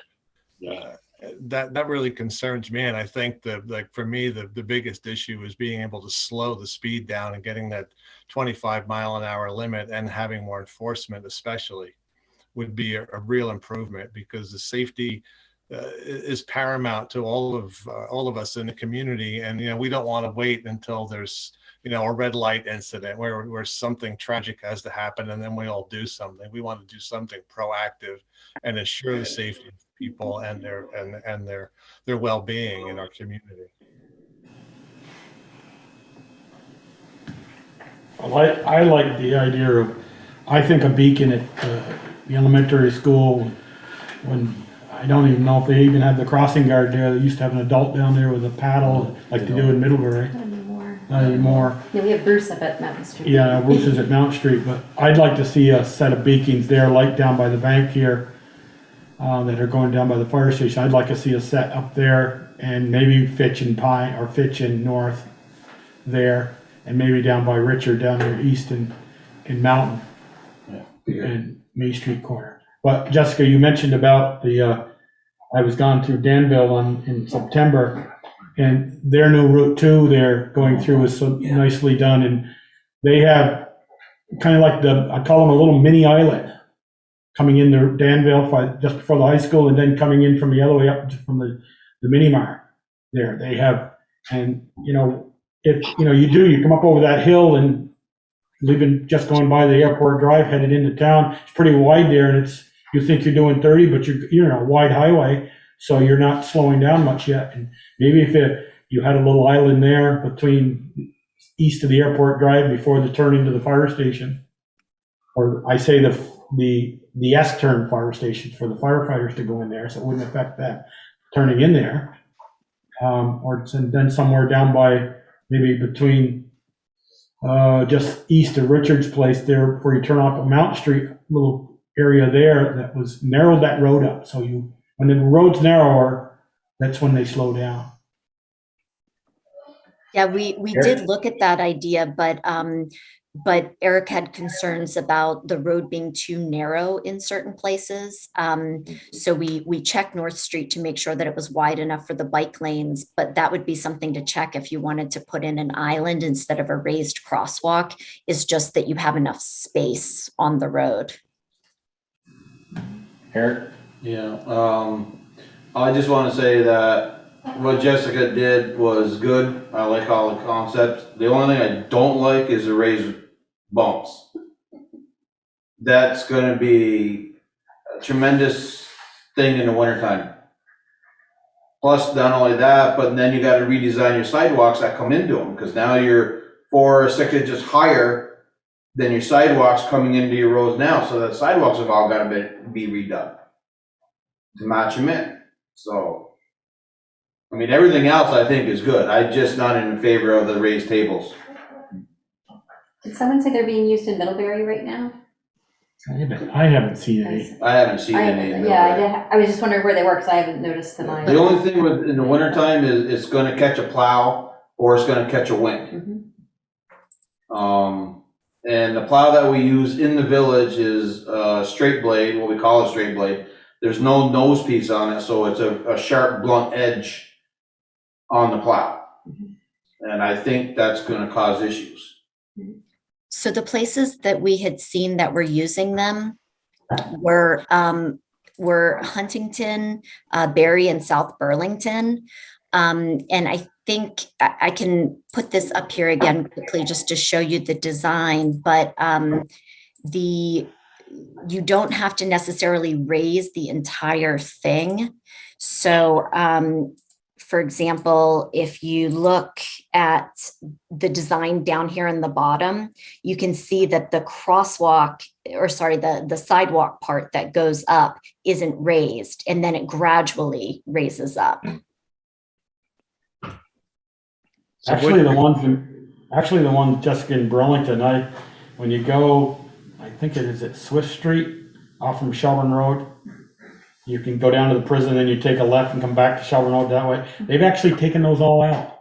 I went through there in September with a school bus taking the girls to Rice, and they've taken them all out. They've lowered them. So some towns put in these plastic ones that eventually have to be replaced. I don't know if that's what we would want to do. The replacement or the maintenance on the others, if you just use asphalt is just painting. So that seemed like a better option to me. But they do sell these rubber ones, but they do have to be replaced. I'd rather use the rubber ones. You drill them in, anchor them in, and then you pull them out in the winter. So that way you can plow, and in the springtime you go back, you blow the holes out, and you re-put them back in. I personally, that would be my preference, so you wouldn't have to deal with them for plowing. Does putting the holes in the road cause an issue at all, do you know, Eric? You'd have to plug them Plug it plug them for the winter. Okay. But yeah, and they would do the same thing as the raised tables. One of the studies that Jessica linked to, one of the towns did exactly what Eric described. They used the rubber ones, they drilled them, put them in, they'd pull them out for plowing in wintertime. And it seems like, I mean, given the concern that Eric has and the experience that he has, you know, it is something that we'd have to look harder at if we wanted to explore that. You know, I'm in favor of a lot of these, the speed reduction, the flashing beacons, things like that. That I'm hesitant with raising the road like that, because I know plowing happens, you know, 6 months a year. That's a big thing, and I'd hate to have these built in and then destroyed unnecessarily. And I think it's something that, you know, as I said before, it's like a multi-pronged approach. We can try these different things, and maybe we try, if we can find the money, raise the money for something like this, the raised, you know, maybe start with the rubber if we were interested and see how that goes, and try it for the warmer season, and then, you know, be able to plow normally as we do every year. Yeah, I know the ones in Huntington are brutal. They're not tapered at all. They're just a big hump in the middle of the road. You gotta slow down, people. Oh, you do slow down, trust me. Yeah, makes you slow down. Well, it reminds you, if you forget to slow down, it reminds you. Jonathan, go ahead. Hey folks, Jonathan here with Local Motion. I helped out Jessica and the crew with this proposal. Just a quick note on the tables. You know, they do take more engineering work to get them right. You also need to think about drainage if you're building it to the curb.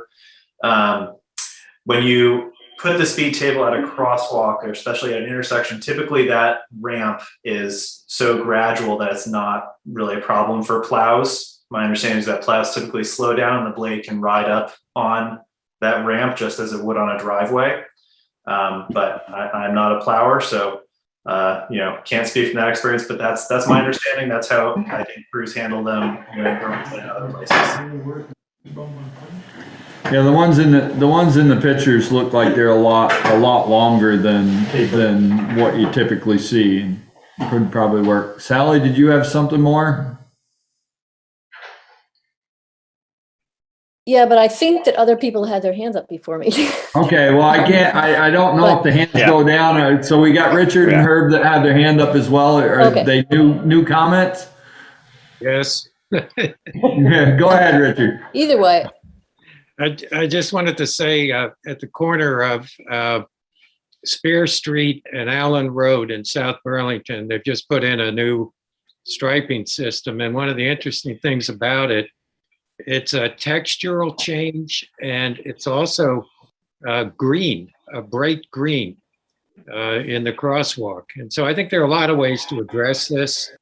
And I think we have to be sensitive to what Eric is talking about with plowing. But I know there are ways to use textures and colors and things like that. So I think we should move ahead.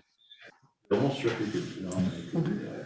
know Williston uses green for their bike lanes as well. Yeah, and they did Route 2 there, and they're all faded, and I think that's. I hate to ride a bike on Route 2. Yeah, I don't think I'd ride through there. Okay, Sally. Yeah, I was going to say something similar around finding the right. Maybe just a very low one would be enough, you know, that would still be plowable. The other thing around funding, and, you know, it's a little weird to talk about, but the Energy Committee has and is going to be, that is like with, you know, lighting and stuff like that. And then, you know, through the solar projects, there'll be lease money, and there's the money from the other solar project. So it's just a reminder that the Energy Committee costs the town nothing. We do a lot of work, not anything near what the Select Board does, but we do find ways to save the town money rather than spend money. So, you know, it might be worth thinking about that you know, we could find the money out of some of the lease money that we're getting for the solar projects or something. Herb, you keep moving around on me here on the screen. I can't keep up with you. Go ahead. He's there. I just want to add in, it's like, I really support all these initiatives, and I really think, you know, what's most important is creating the awareness in our community to have drivers and the pedestrians and bikers be safe as much as they can be, and avoiding incidents. And I think the traffic calming is probably our biggest concern. For me, it's my biggest concern, because I see that the pedestrians and the bikers, they're very aware of their situation, because they're the most vulnerable people out there. What I see sitting on my corner, and I'm around a lot because I'm retired, is that the trucks and the car traffic is at times really uncomfortable to watch, I'll have to say, you know. And I think any measures that we can do, I support completely around traffic calming. You know, whether it's the tables or the signage, or the most importantly to me, I think, is lowering the speed limit so that there can be more effective enforcement. I've had conversations with Bruce about this a few times, and I think that we really need to have more enforcement, because frankly, I don't see enough people being pulled over on North Street. And it's only a matter of time. You know, I was around town many years ago when there was a woman killed on the park trying to cross over to the Shaw's parking lot, just around this time of year, because it is dark. And I think making sure that the traffic in town is slowed and calmed is one of our biggest, should be our biggest priority, because that's going to be the biggest bang for the buck as far as safety, as far as I'm concerned. Thanks, Jessica.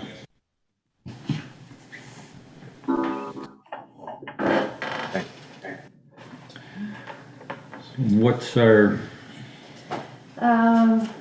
Jessica, what specific thing are you or the committee looking for from the Select Board tonight?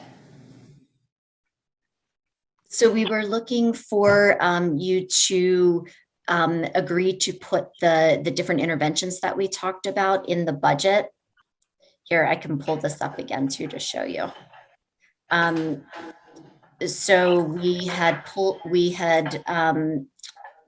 up, sorry, let me go back into it. The different things that we were hoping that you would put in the budget,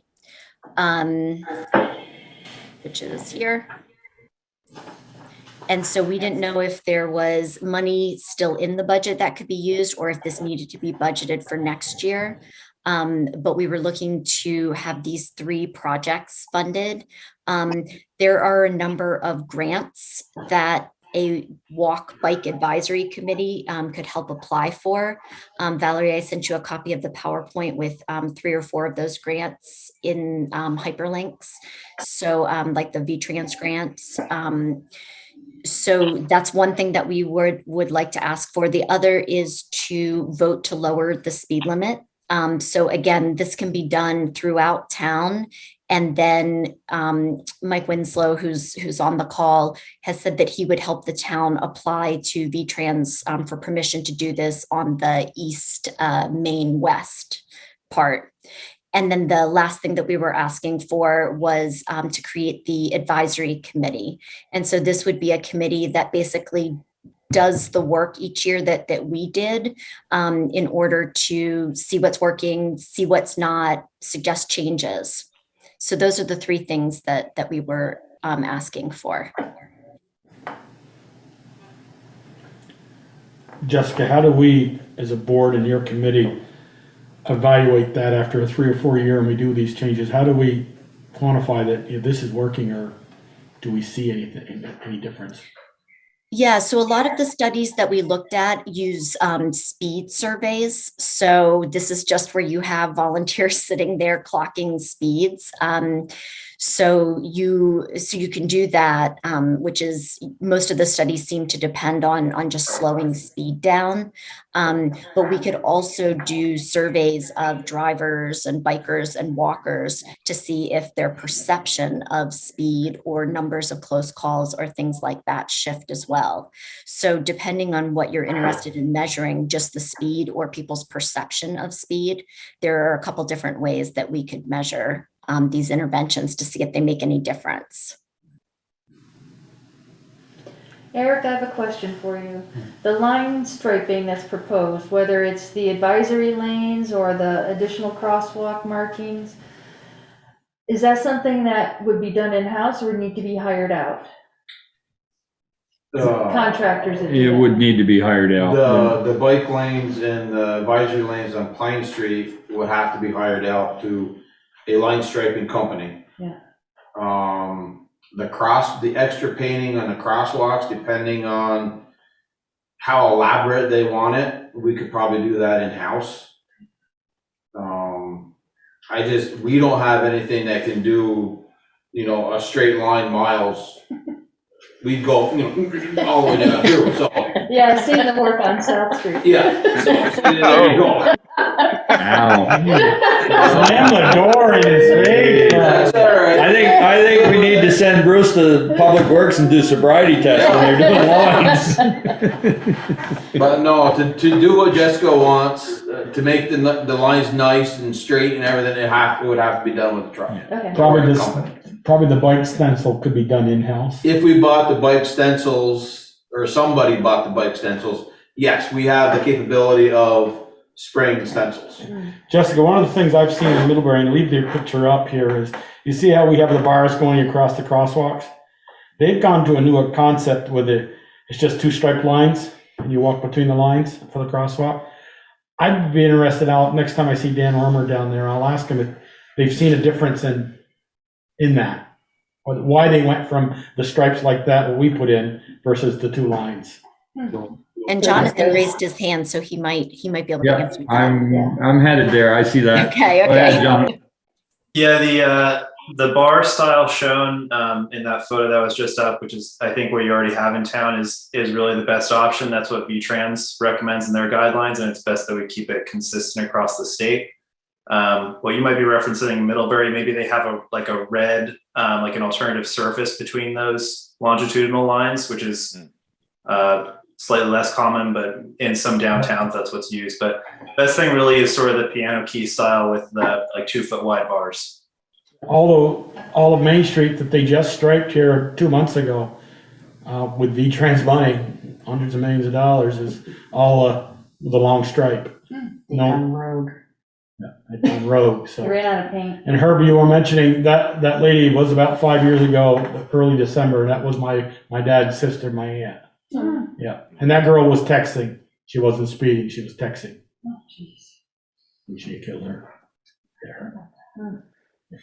So one suggestion I have is maybe to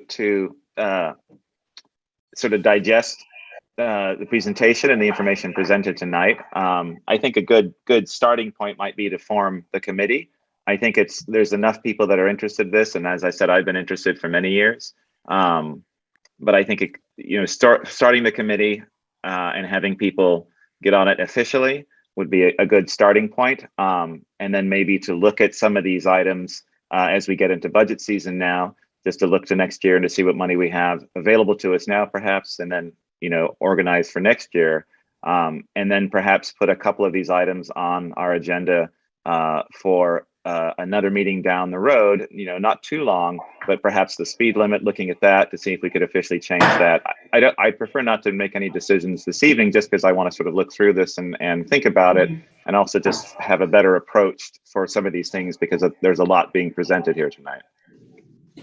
So what are we looking at for a committee, Jessica? Have you got an idea how many people I wouldn't think you'd want it open-ended.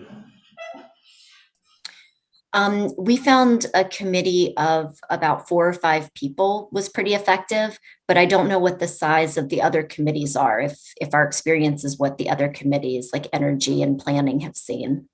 Most are 7 to 9. 7 to 9, yeah. That seems An odd number is preferable, so if you've got something to discuss that not everybody agrees on, you can come up with a definitive decision. Not necessarily makes everybody happy, but you can come up with a definitive decision.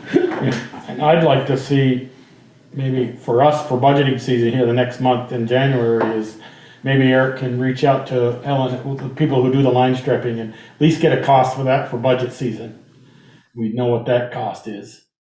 Yeah, I'd have to just take the footage. Right, and then maybe the signage, how much, if we gotta buy all new signs if we're gonna go that way, what that budget number is. Take this maybe a couple of bites at a time and do those couple of things or 3 things, and then maybe see how that goes, and then another year budget if the raised crosswalks, so to speak, are higher. I don't mind the one that's gradual, because the ones that are more of a, what Peter calls them, death trap or killer, is you'll hear a lot of the squealing of the brakes, or brakes, people coming onto them, and then they'll speed back up. And that's a problem too, when you get them too high. And then I see the ones in Marble Works, people drive right around them. So that person's lawn that's on Pine Street or whoever, or wherever that is, that lawn is being driven on. They're driving over, so only one wheel goes up over on the bump. The whole 4 wheels don't go over, just the 2 on one side. And That's why you need enforcement. So you have to have all 3 things. So for the dog going around the speed bump is writing a ticket for though. If they leave the lane of travel. There you go. Yeah. So for the committee forming, Val, is it preferable to, similar to what I did in terms of the ARPA committee just today? Do we open it up publicly? Does Jessica and the team that have already worked on this, do they just would apply to that and make it official? What would be a best way to do that to make it sort of open to everyone who is interested in doing this, other than current committee, the ad hoc committee here? That would be my recommendation for consistency. Okay. And to your point about there might be other people out there that aren't familiar yet with this work and would be interested in being involved. Okay. I'm happy, since I've been sort of a liaison with this committee already, I'm happy to sort of take that on. I've just posted the one for the ARPA committee. I'm happy to sort of do a little bit rewriting and post that if the rest of the select board are sort of in support of forming this committee. It is another committee in town, but I do think it's a useful one and could serve us for many years. Yeah, I think we just need to decide on a number. 7. I mean, I'd probably say 7 in terms of, Seven. doesn't get too unwieldy. And I mean, that's the standard for most of ours. And if this is going to be a regular standing committee, terms, like 1 or 2 year terms? Yeah, I agree, and I'd like to see the committee, the word I'm looking for, a little more broad. Like, I would really like a person from the trucking industry on the committee. Get that perspective. I tell the story of Peker when he used to haul dump cover. Every Saturday, my neighbor would complain to me, Joel, that guy going by there, and our former police chief would come over and run radar in my yard and say, doing 27 miles an hour going down through there.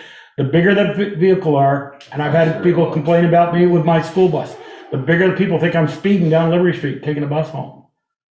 I'm doing 27, 28 miles an hour. The bigger the unit looks, it looks like it's going faster. And so I'd like to see somebody from the trucking industry or something on the committee too. Just to give a whole perspective of the whole, what is speed and what is not speed. Could that be something that could be pointed out in whatever you're going to write, Ian, that you're looking for someone that has a transportation background that could be on the committee as well? Yeah, and it'd be nice to have more than just people in the village. I know that it's very village centric because that's the walking area, but it's sort of opening it up to the whole town just in terms of how pedestrians and especially cyclists use the wider roads, I think would be useful as well. Well, a lot of people from Somebody from- outside come in Yeah. to walk in the village too. Right, exactly. Somebody from the biking, you know, who bikes a lot or. Bike tour. Yeah. They've got Bike the tour. bike folks on there. Yep. Yeah, I'm happy to work with Jessica if she's willing to sort of work on some wording for that and get a public post out there on behalf of the town. Yes. That works for me. Yep. Okay. The general consensus is yes, Ian, you're on. Okay, sounds good. Ask Jessica where her lanes are so I can get the footage for the North Street and Pine Street. North Street to where Plank. How far north on North Street? We just had up to Pine Street. You just want the bike lane striping to Pine Street? Mm-hmm.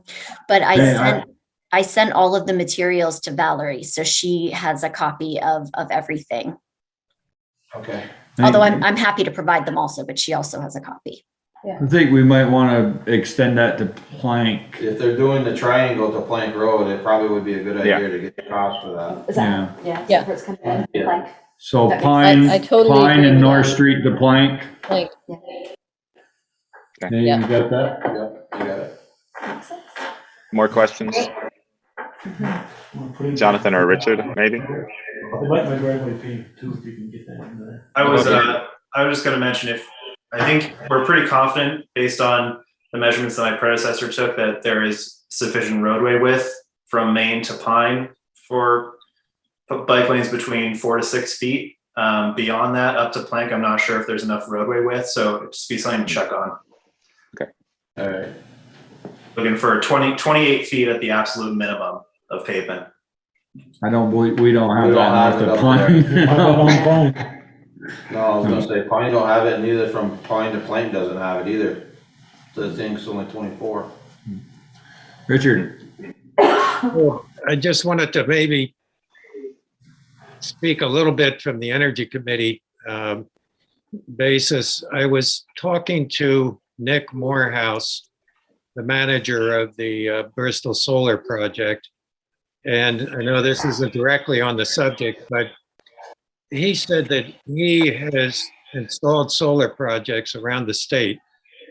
And he's never had a more cooperative town. And he particularly pointed out Eric, who he said was really phenomenal to work with. And I just wanted to bring that up at this point. I think we're seeing some of that tonight too, but we're very lucky to have the people we have serving us in this town. And I think it needs to be said. Talk to Nick tomorrow, I guess. Thanks, Richard. Thank you, Richard. That payoff did well, didn't it? Good job. Okay. Well, thank you very much, Jessica, and the rest of your team. Great work. Thank you. we're gonna move on now unless you have something else. She's gone away, so I'm guessing she doesn't have anything else. Great. Thank you. American Rescue Plan update. I don't have anything to add, but I think Ian may. What? I've reached out to. No, I've reached out to the 3 committees. I've emailed the chairs of the Energy, Planning, and Conservation. I heard back from Energy. We have an Energy Committee volunteer, John McCormick, who's interested in serving on the committee. And I'm waiting to hear back from members of the Planning Commission and Conservation Commission. Hopefully that will come soon. I've also put together sort of the wording about forming the committee, and I posted that on Front Porch Forum today. Letters of intent will go to Val, and then we'll start to look through. So we set a deadline of December 17th just to receive interested letters by, and then we would look at it at our December 20th meeting. So hopefully that gives a few weeks to be able to get interested parties details in. We've also had people from the public already reach out who knew about the committee being formed or had heard it mentioned that were interested in serving. So I don't think we'll have issues forming the committee. We might have a lot of people to sort of look through and good candidates too. So I'm hopeful about that. But yeah, it's going well. Alrighty. Consider governor's municipal authorization for local indoor face mask update. Mandate update. I read what I think, not what I see. This is on the agenda just to be responsive to this development statewide. The law was enacted, as I understand it, and I've been asked what's Bristol going to do.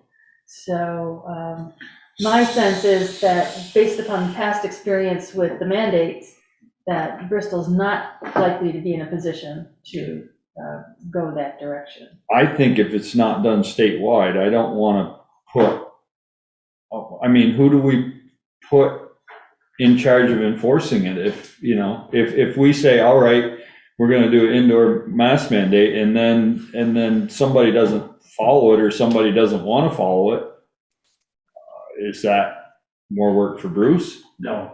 No, well, I mean, where does it? It's a civil issue.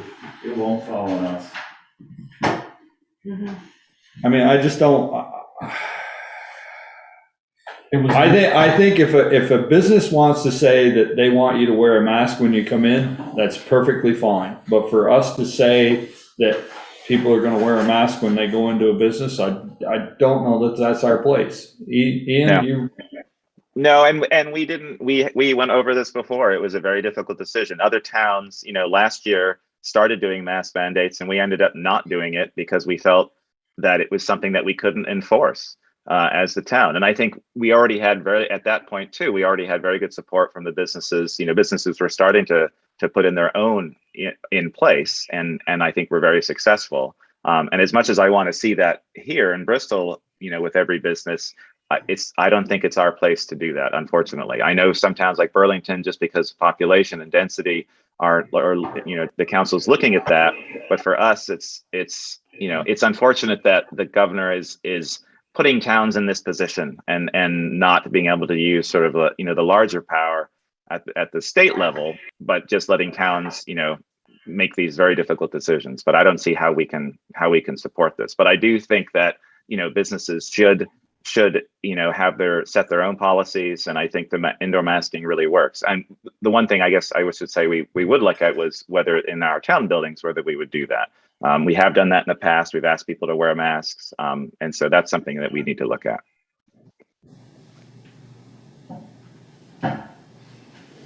What was that, Sharon? We can see you. I'm on a put a piece of tape over there. I know you can see me. Hey, I have plexiglass, and people ask when they come in if they need to wear it or they don't, and we leave the option to them. Some leave them on and some don't. Even researchers, some of the researchers wear their masks in the vault, some don't. So yeah, I think as far as our employees go, we're protected, but that's not. I mean, it's a board decision, not my decision.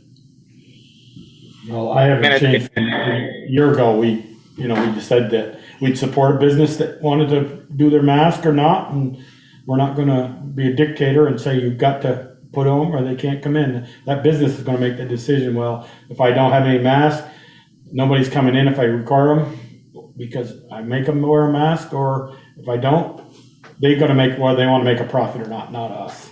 So yeah, and the bakery in town, they have a container with masks, the paper masks, if you don't have one with you, because they require them in the bakery. So if you forget you just grab one and put it on. All the used ones go in there. They looked clean. Yeah. Now, I usually have one with me because there are some places that want you to put it on. So I respect that, but.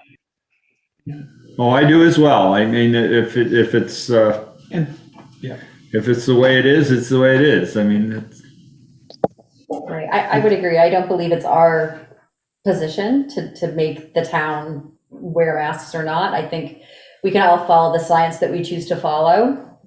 I work with the medical community a lot, and I wear a mask a lot. That's all I'm going to say about that. if I'm in a high density area, I wear a mask. I mean, it's become part of what we do in our family. We bring a mask with us. We have it handy. Some places require it, some places don't. Some places I'm more comfortable with it, some places I'm not. But I also choose not to do certain things because of density of people. So again, that's my choice. So, for our community, again, I support any business that wants to do that, whatever that's worth. Again, we can't enforce it. So what does support mean? I'm not sure how we would define support, but support is our blessing for them to have a sign saying they want Right, I guess patrons to that's it. wear a mask. Yeah, I guess that's That's the way I see it. yeah. Well, to your question, Peter, about the town facilities, whether I know that it wouldn't go over very well with most employees if everyone suddenly had to go back to wearing masks. But just put it out there on the table, in light of the trends. Mm-hmm. Well, I think as times change, I mean, if people aren't comfortable, they're going to start wearing them. That's what happened before. And, if we made the rule to wear a mask in here, I would have a mask on. There's no question about it. So it's tough because the whole idea was that the vaccination, which Vermont is still incredibly high, was going to be the thing that worked. But unfortunately, we have higher numbers than we've ever had since the beginning of the pandemic. And it's only because of the variant and the Delta, because it's so infectious. I do think, though, it's your level of comfort, and I think, I don't feel comfortable asking all town employees to wear a mask, because I think if you're vaccinated, especially if you've got your booster, if you do get it, the likelihood of something serious happening has been mitigated. And, I think that's showing. But I think, the option to wear the mask if you don't feel comfortable, obviously there are people in the room there that are wearing masks. I zoom in because I'm still concerned about it and I have young kids. But I don't think it's right to sort of force people to do it. I think you have the option to wear the mask if you want to, and it's your comfort level. If you feel fine in your office working there, then that's great. But I think us having the option is the most important thing.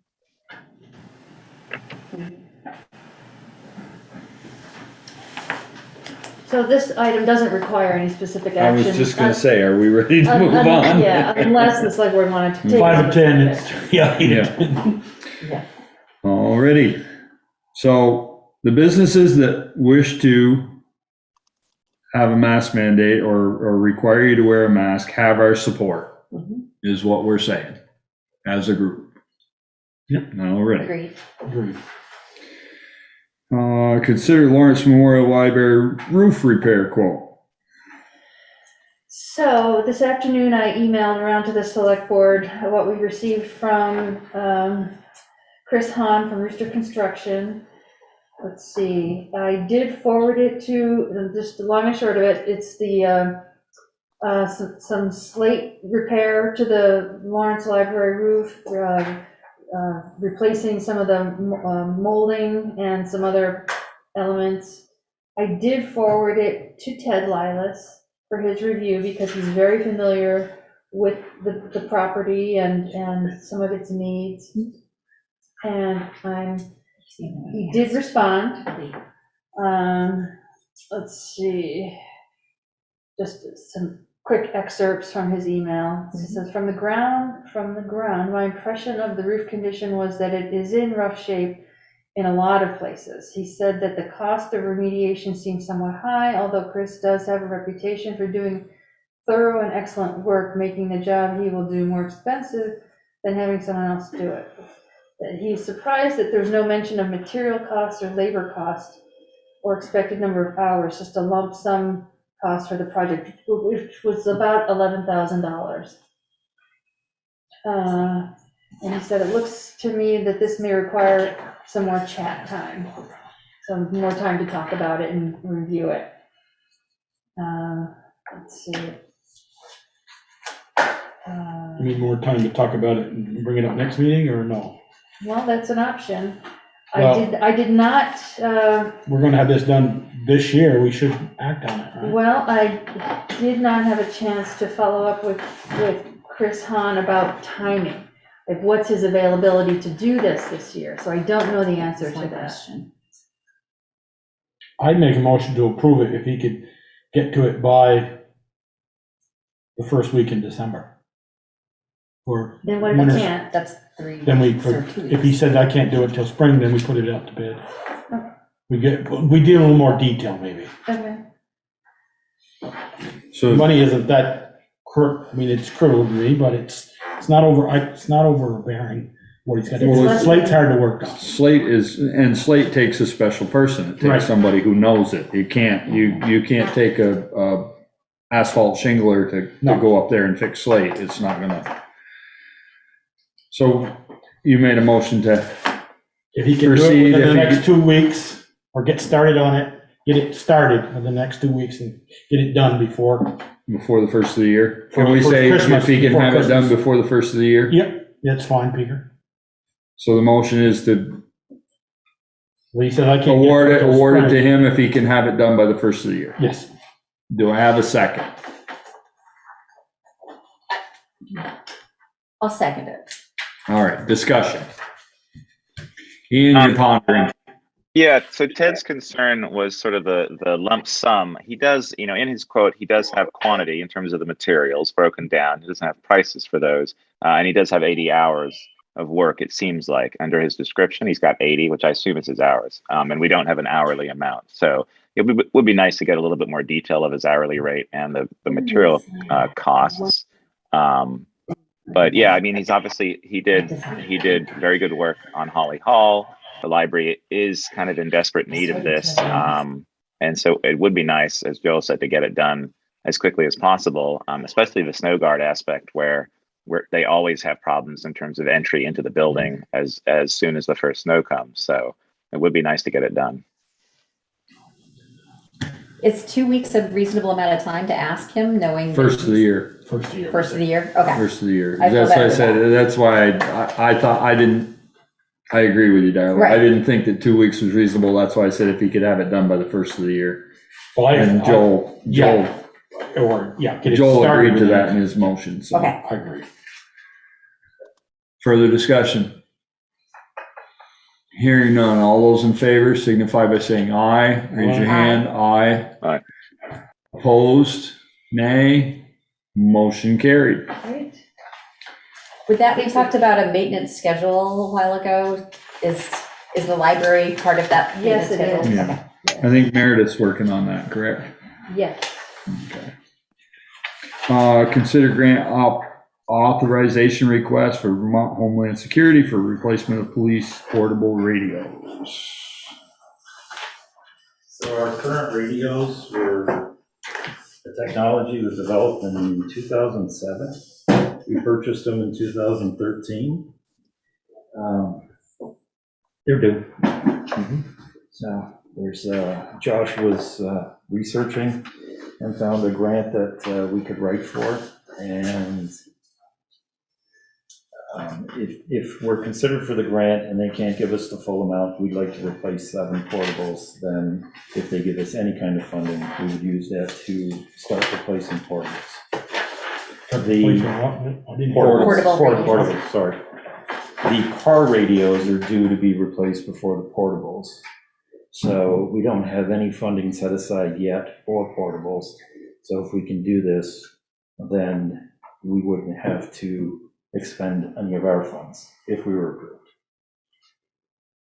I'm not, just a little background, I'm not sure where the conversation's going this year. I sit on the board for the Homeland Security money, and we've had major discussions about radio communications and interoperability because that was the whole reason this money came about, because of 9/11, and we still haven't reached that. So No, they haven't. So it's been a real topic of conversation. So these portables that we have currently, Josh was on Mountain Street with Vermont State Police backing him up. They were trying to call Josh on the radio. Dispatch couldn't hear Josh, but the trooper standing next to him, when he used his portable, it was loud and clear. So, I mean, we're at the point we need to get them updated. Yep. Yeah. Make a motion that you approve the grant application. Further discussion? Hearing none, all those in favor signify by saying aye or raise your hand. Aye. Opposed, nay. Motion carries. Thank you. Seconded. I did. Seconded, Peter. Darla. Darla did? Okay, thanks.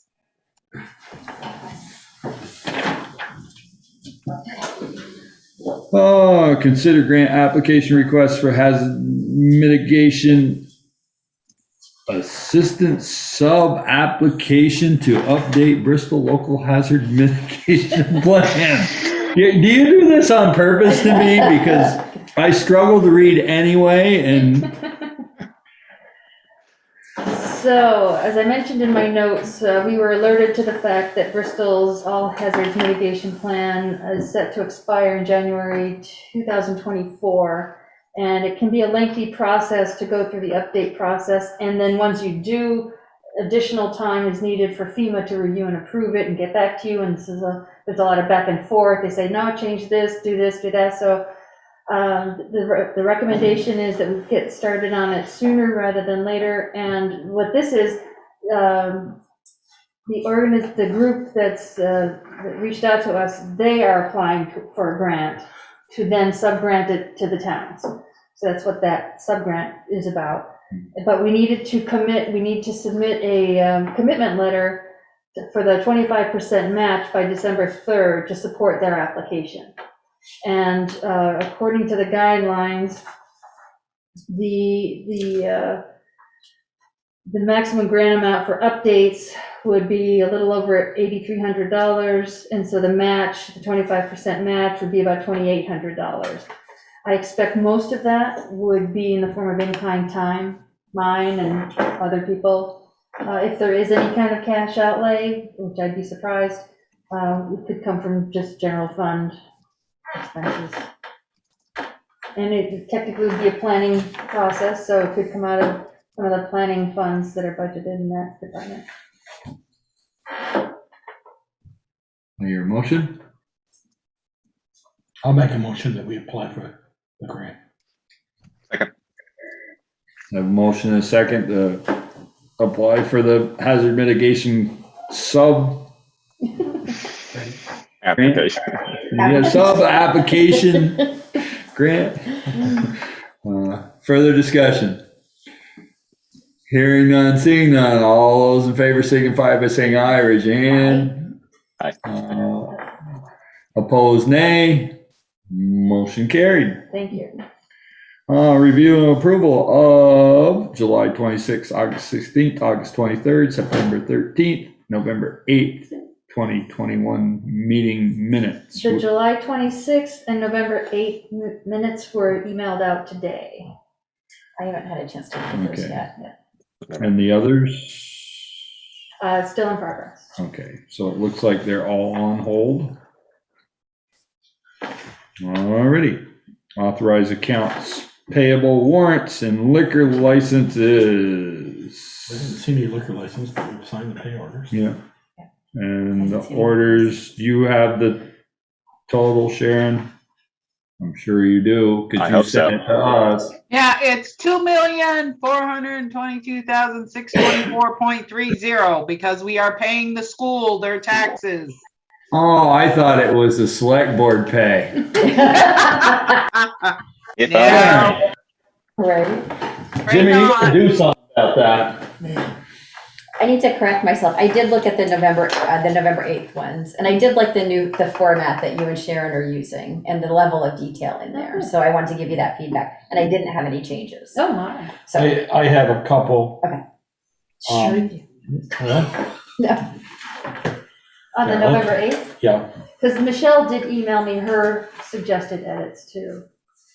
So we're looking at November 8th here. We're gonna do November 8th then. We'll do them if we can get them I off can the see list. Sharon's upset about corrections. I liked him, Sharon. I would have stayed on Sharon's good Oh, side. Sharon, you're muted. No, We it's- can't hear. They're, go on, Sharon. No, I hadn't seen any others other than what Valerie sent me, so. Change No, it. it's great. The new format is excellent, and the detail is an obscene amount of detail, which is great. Page 8, about the 10th line down, just got Valerie Capel says that, is all one word, says that. It's a grammar issue. Yep. Page 7, Ian Everson asked Eric Cota, when's the last time that doesn't make, when the last time was the last Main Street sidewalk was repaired? When was the last time the Main Street sidewalk was prepared is what it should be. Yeah. Okay. And I think it just, and I'm sitting there going, I didn't know we repaired any Main Street sidewalk. And Eric said, well, about 3 weeks ago. I said, we did? Sidewalks on Main Street? We just poured them, brand new. I think it should say, just detail where, I know where it is now, between the Basin Street and South Mountain Tavern. So that's what it should say, probably. Even though it's on Main Street, I get it. It should identify the section of the sidewalk. It was the back of the sidewalk. Right. So that's all Okay. So am I getting a motion to approve the November 8th minutes With adjustments. with adjustments? Yes. Who's making that motion? I'll make Because that otherwise Sharon's gonna come after us. I will make that motion. Sorry. I have a motion and a second to approve the November 8th minutes. All those in with corrections. All those in favor signify by saying aye. Raise your hand. Aye. Opposed, nay. Motion carried. Who seconded? I did. Joel Oh, did. thank you. Sharon's keeping minutes, Valerie, you don't need to. Yeah, she's a double check though. All right. All right, what's next? We got the bills payable. Select board roundtable. Ian, I'm good, thank you. Darla, Nope, I am good. Joel. Couple of 3 things. I had a person call me about the person over the brand new sidewalk going down into the new industrial park. They're driving over it already for the log landing there. I think That it, wasn't, That wasn't it. that's not what happened. No. It wasn't from them. You didn't see it? I did. Yeah, I saw that, but that's But it's not what not- happened. he's gonna tell you what Somebody happened. was driving recklessly. And we have a video of the vehicle and we're trying to identify it.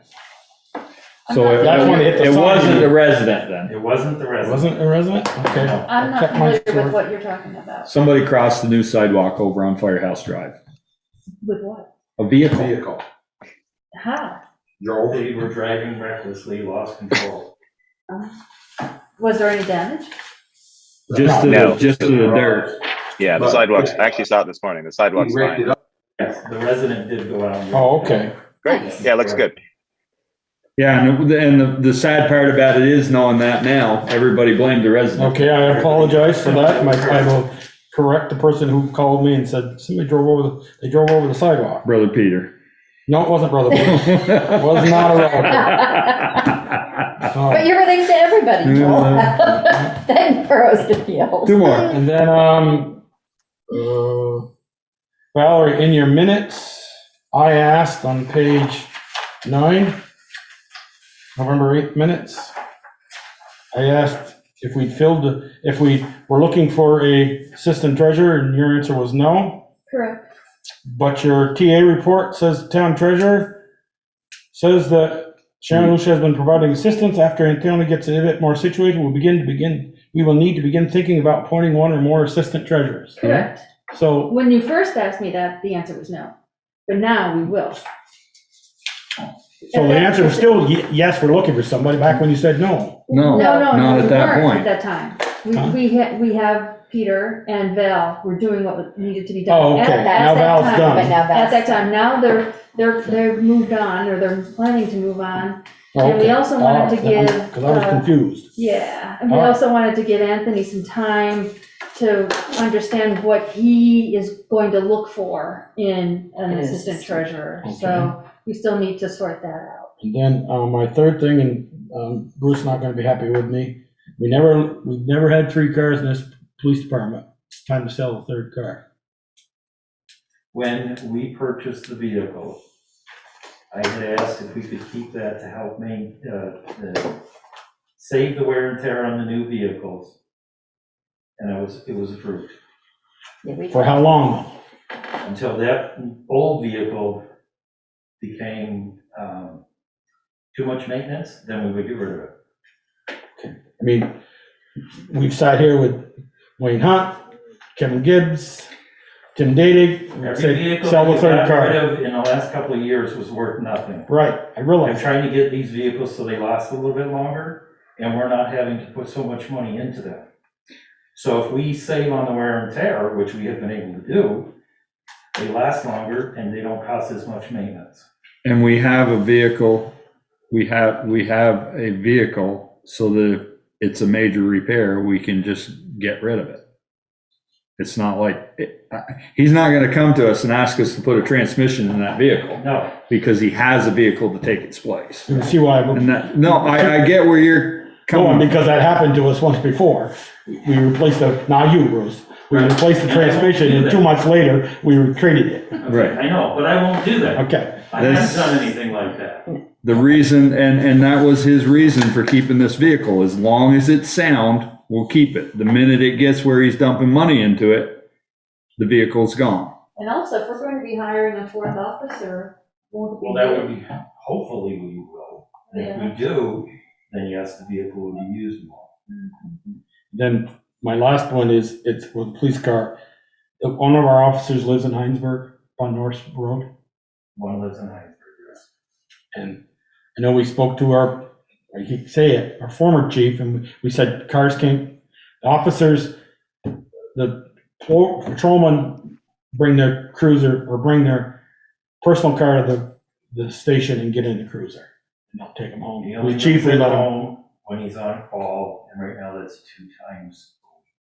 So I'm not on call every night. Okay, so when he goes home at 1, 2 o'clock, whatever, and he's on call. Yes.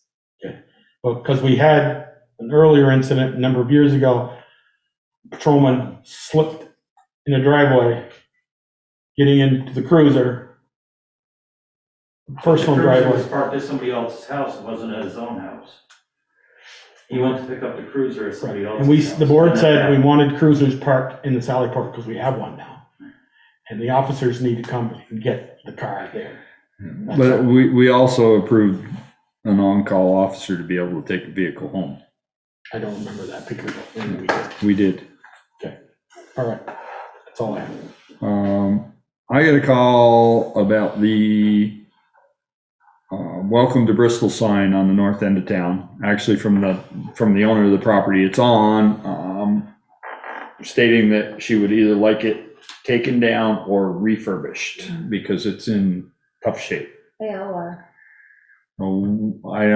At some point, we ought to figure out what our game plan is with them, if we want to keep them or, I mean, it doesn't look good for us to have a welcome to Bristol sign that looks like, A horror film. yeah. Just food for thought, the Boy Scouts, one of the Boy Scouts did Eagle Project. Eagle Project, and they did the Starksboro signs as an Eagle Project.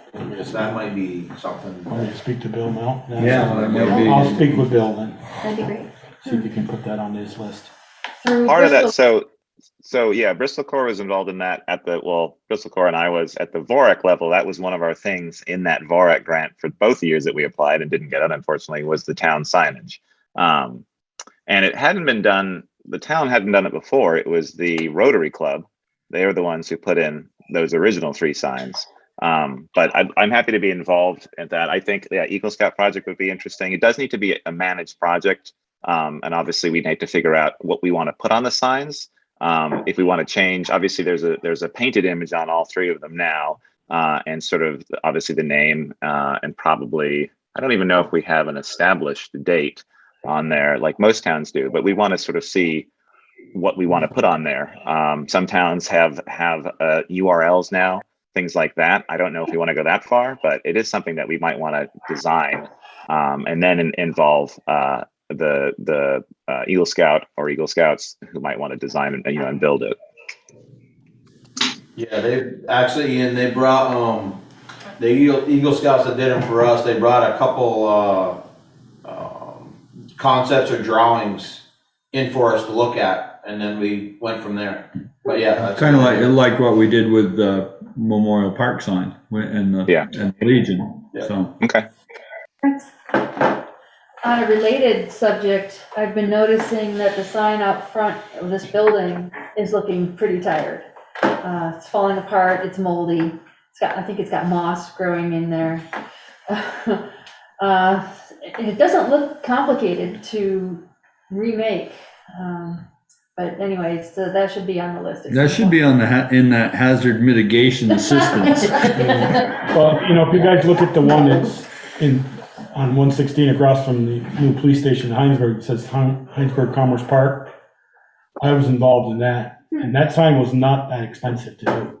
That's a metal sign done by 802 Graphics. That wasn't that expensive. Also, the Howden Hall sign is also looking pretty weird. So we need a sign committee. There you go, Valerie. I'll be happy to look at that too. Yeah. No more than 7 on it. All right, so we're gonna look into the signs and see if we want to redesign them, see if there's anybody, you'll speak to Bill. I'll speak to Bill. See if there's anybody looking for an Eagle project. Yep. And then if not, we'll look into redesigning them ourselves and see about getting them, see what it's gonna cost to get them upgraded. Do we have any money for that kind of project? And I could at least start with, I'll take a picture of the one down here by the large prayer rock, and I can send that to 802 and see, get a ballpark before we can budget for it. I'm not saying they're, and say, what would a metal one cost, the size of the magnitude that we want. But I'll measure that one down there. Get that started, at least we'll have a budget number. Whether we want to go metal or not, I'm not saying that, but we have at least a number.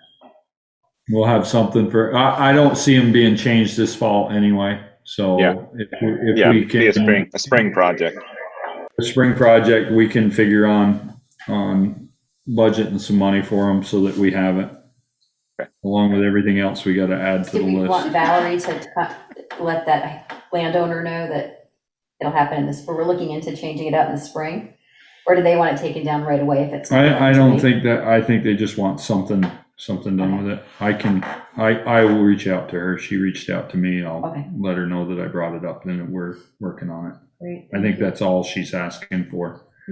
Yeah, you can say we've been aware of that for quite a while, and it's on. I've been aware of that for years. No, I don't want to do that. Our policy is Thanks for bringing that to our attention. Yeah. Our policy is until one post rots out of the ground and tilts, we don't change it. But a cow knocks it over. All right. Administrators report.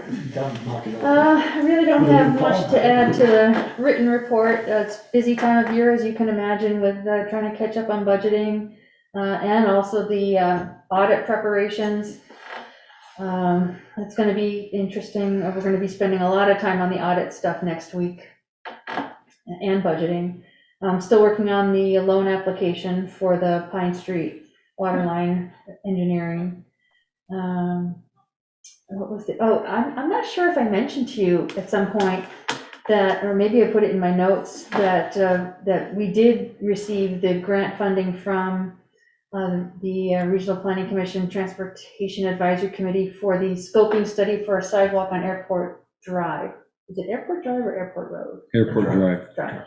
So that project is funded and draft RFP is out. So we'll see what happens with that. I meant to mention that remember when we first started that conversation months ago, we wanted to keep the school involved. So that was part of my motion. If we're going to do that, if the schools just say let it end at the gate, then I don't want to go down with the sidewalk. Yeah, the scoping study would look at all of those things. But I want to keep Joe. We chastised him in June when they didn't call us about Route 7 or Mountain Street. I want to make sure we let them know early that we're going to have a scoping study. Yeah, probably wouldn't hurt just shoot them. I want to live up to what we asked them to do. Yeah, that we were awarded a grant to do a study for a sidewalk from Airport Drive to connect to theirs. And that's all I have. Okay. Correspondence, reports. Executive session, I had asked for an executive session tonight to discuss our exit interview, but Michelle's not here and we are running late. So if there's no, Well, moderator, do you want to do that? we can do moderator, yeah, but if there's no, I make a motion, we go in executive discussion to discuss personnel matter. per One VSA Yeah, whatever it is. section 213-A-3, or parentheses A, parentheses.